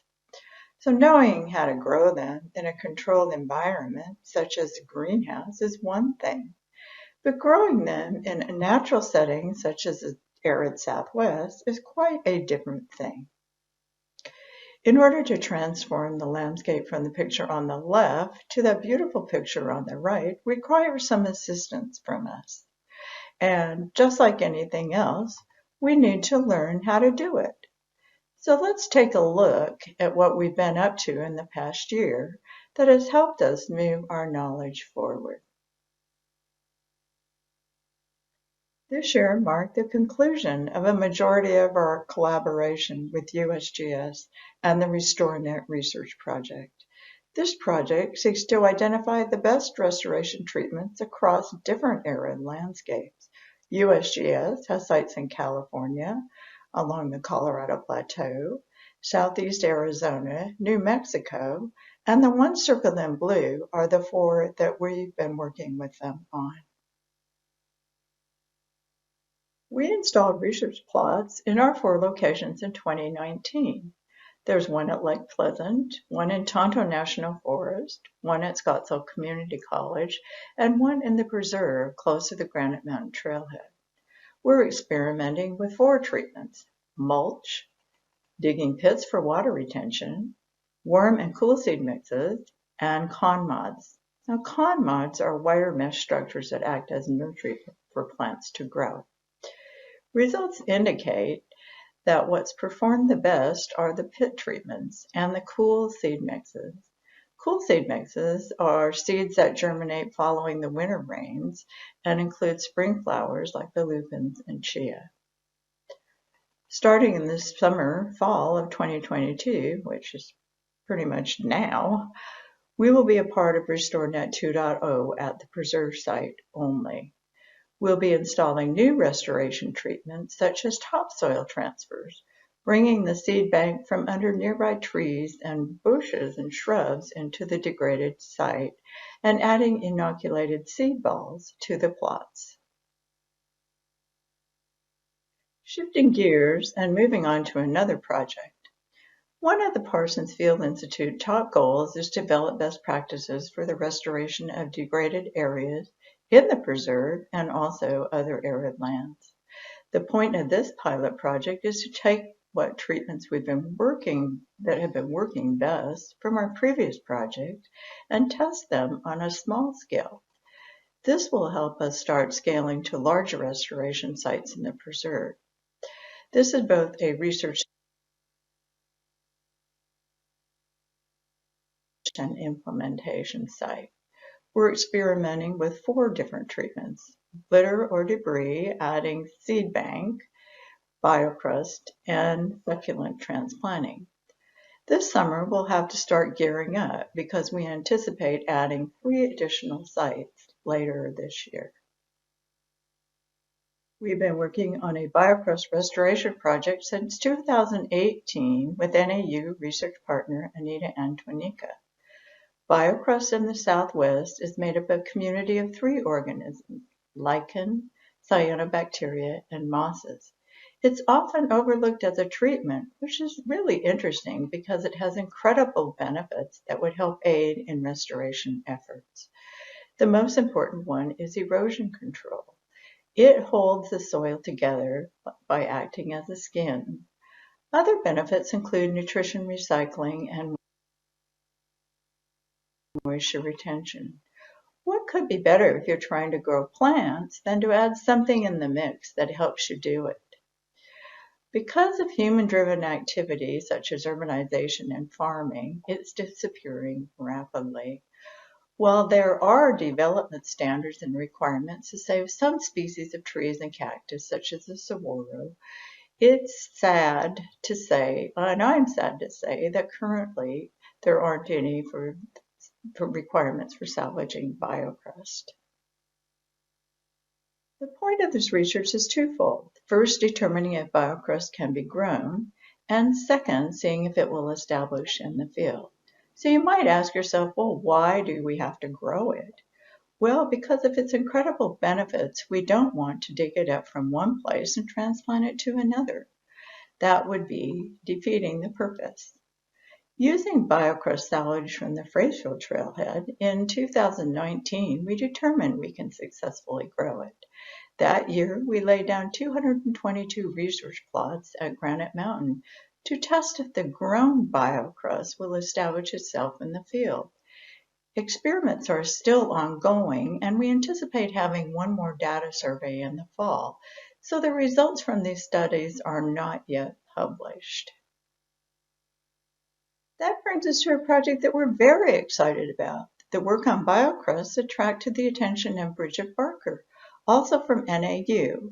And just like Anita Antonica is an expert in biocrust, Bridget is an expert in everything valley fever. She helps to determine if the soil stability provided by biocrust could suppress cocci, the fungus associated with valley fever. As you know, the fungus are endemic to the Southwest, with highest prevalence in Southern California and Southern Arizona. This is leading-edge research. To date, no one has attempted to address valley fever through environmental remediation and restoration of natural soil communities. So the question is, can biocrust be used to reduce the existence of airborne cocci or valley fever? Well, just like the research on biocrust, the results aren't in yet. But with the preliminary data the researchers have, it's encouraging to see that they are seeing negative results from samples pulled near the biocrust plots. Negative meaning that cocci is not present in those samples. However, it's way too early, and further collections need to be taken and analyzed to ensure that these sites remain negative. And I have to stress that this is very preliminary data. More work needs to be done to determine the relationship between valley fever and biocrust. That's a very quick overview of what we've been up to in the 2021-2022 season. Looking to the future, we're positioned quite well to further our knowledge and to continue to contribute to the existing body of knowledge concerning best practice management of degraded lands. The research has paved the way for those working on future projects where biocrust might be used to improve environmental and human health. And we have loads of stored preserved biocrust that we collected at Pima Dynamite that can be used for further research projects. I want to acknowledge all of our partners and citizen scientists who have helped make this research possible, and especially my co-lead, Jane Brady, who has been just absolutely terrific to work with. Thank you very much for your time today. Well, we have a couple questions. One question is, what is the time frame needed to grow biocrust? I'm not sure that we have the answer to that question yet. I think we are really trying to figure it out. Mary, would you like to talk a little bit about the experiment? Yeah, and I see Helen has unmuted herself too, so feel free to jump in, Helen. But yeah, that's one of the things that we're trying to do is speed up the process of the time frame to grow biocrust. So when we grew out the crusts at Scottsdale Community College and the different treatments, you can grow that out in about 3 months. And so you can augment what you've gotten from the field. And then from there, moving it into the field, that's the part that's less well known. We have in our field experiment, we've looked at, we've sort of been looking at ways of helping it stabilize in those plots, and we've also looked at transplanting it with, we grew it on jute, and so moving that, and so variations on that. So those were the two main experiments. And we're in third year? Yeah. Maybe? Is that right? Third year. Yeah. And so, hi, Jane. Jane might have more to add too. And so it has been established, but it doesn't, it's not growing very fast out in the field. It grows fast in the 3 months when you're watering it every day. Okay. I understand there are different types of biocrust in different environments. For example, Utah versus Phoenix, etc. I assume we're just dealing with one type of biocrust in the preserve, or does the biocrust vary depending on the environment? I think the composition varies, but I don't know what would constitute a type, one from another. Well, we went to a conference at the beginning of our work in 2019, where the researchers were talking about differences in the community that makes up biocrust in different parts of the country. And so it does vary. And we pulled the biocrust that we're working with from projects around the preserve.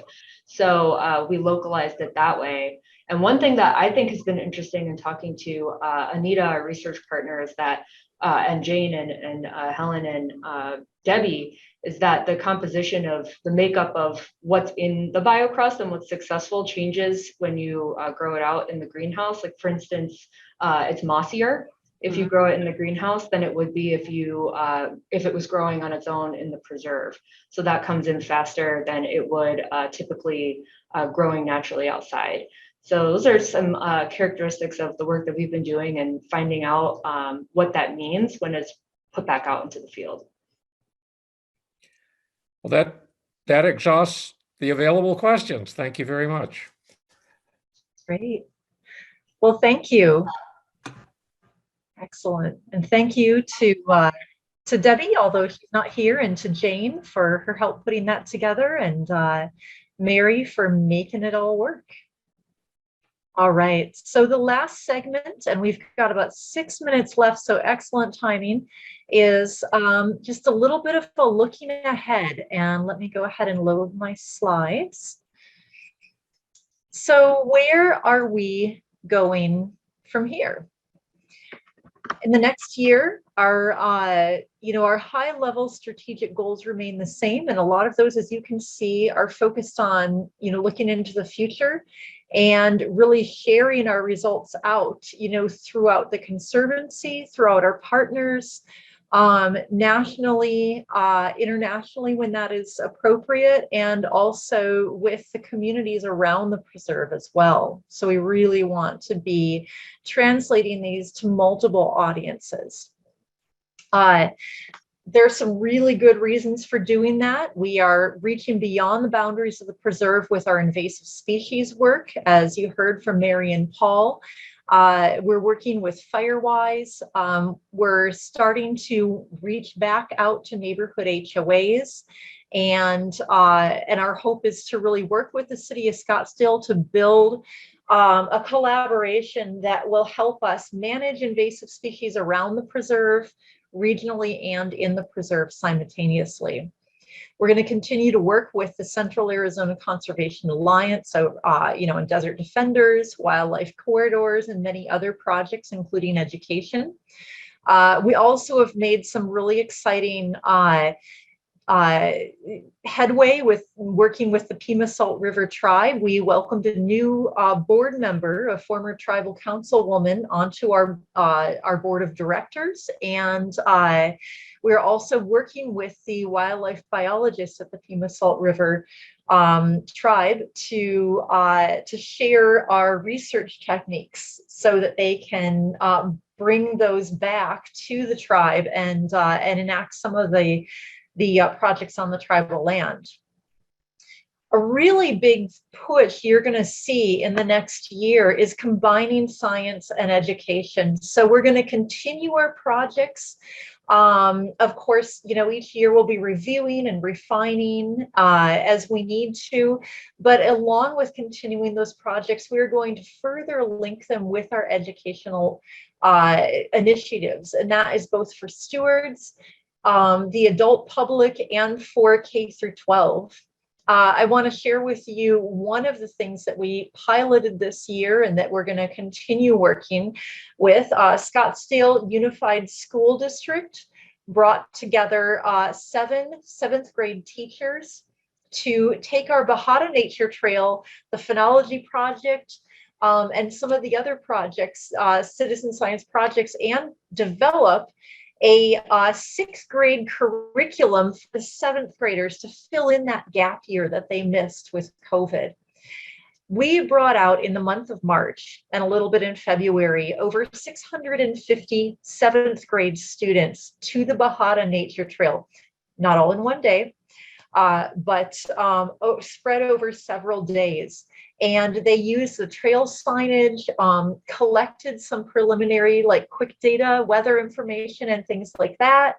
And it was our first foray into kind of making a citizen science program for these 7th graders. It was very successful, and they are planning to go bigger with it next year. And we want to bring this to high schools. And this really brings together a dream of having high school students collecting data along with our citizen scientists. So that further, magnifies the efforts that we're doing. So look for that.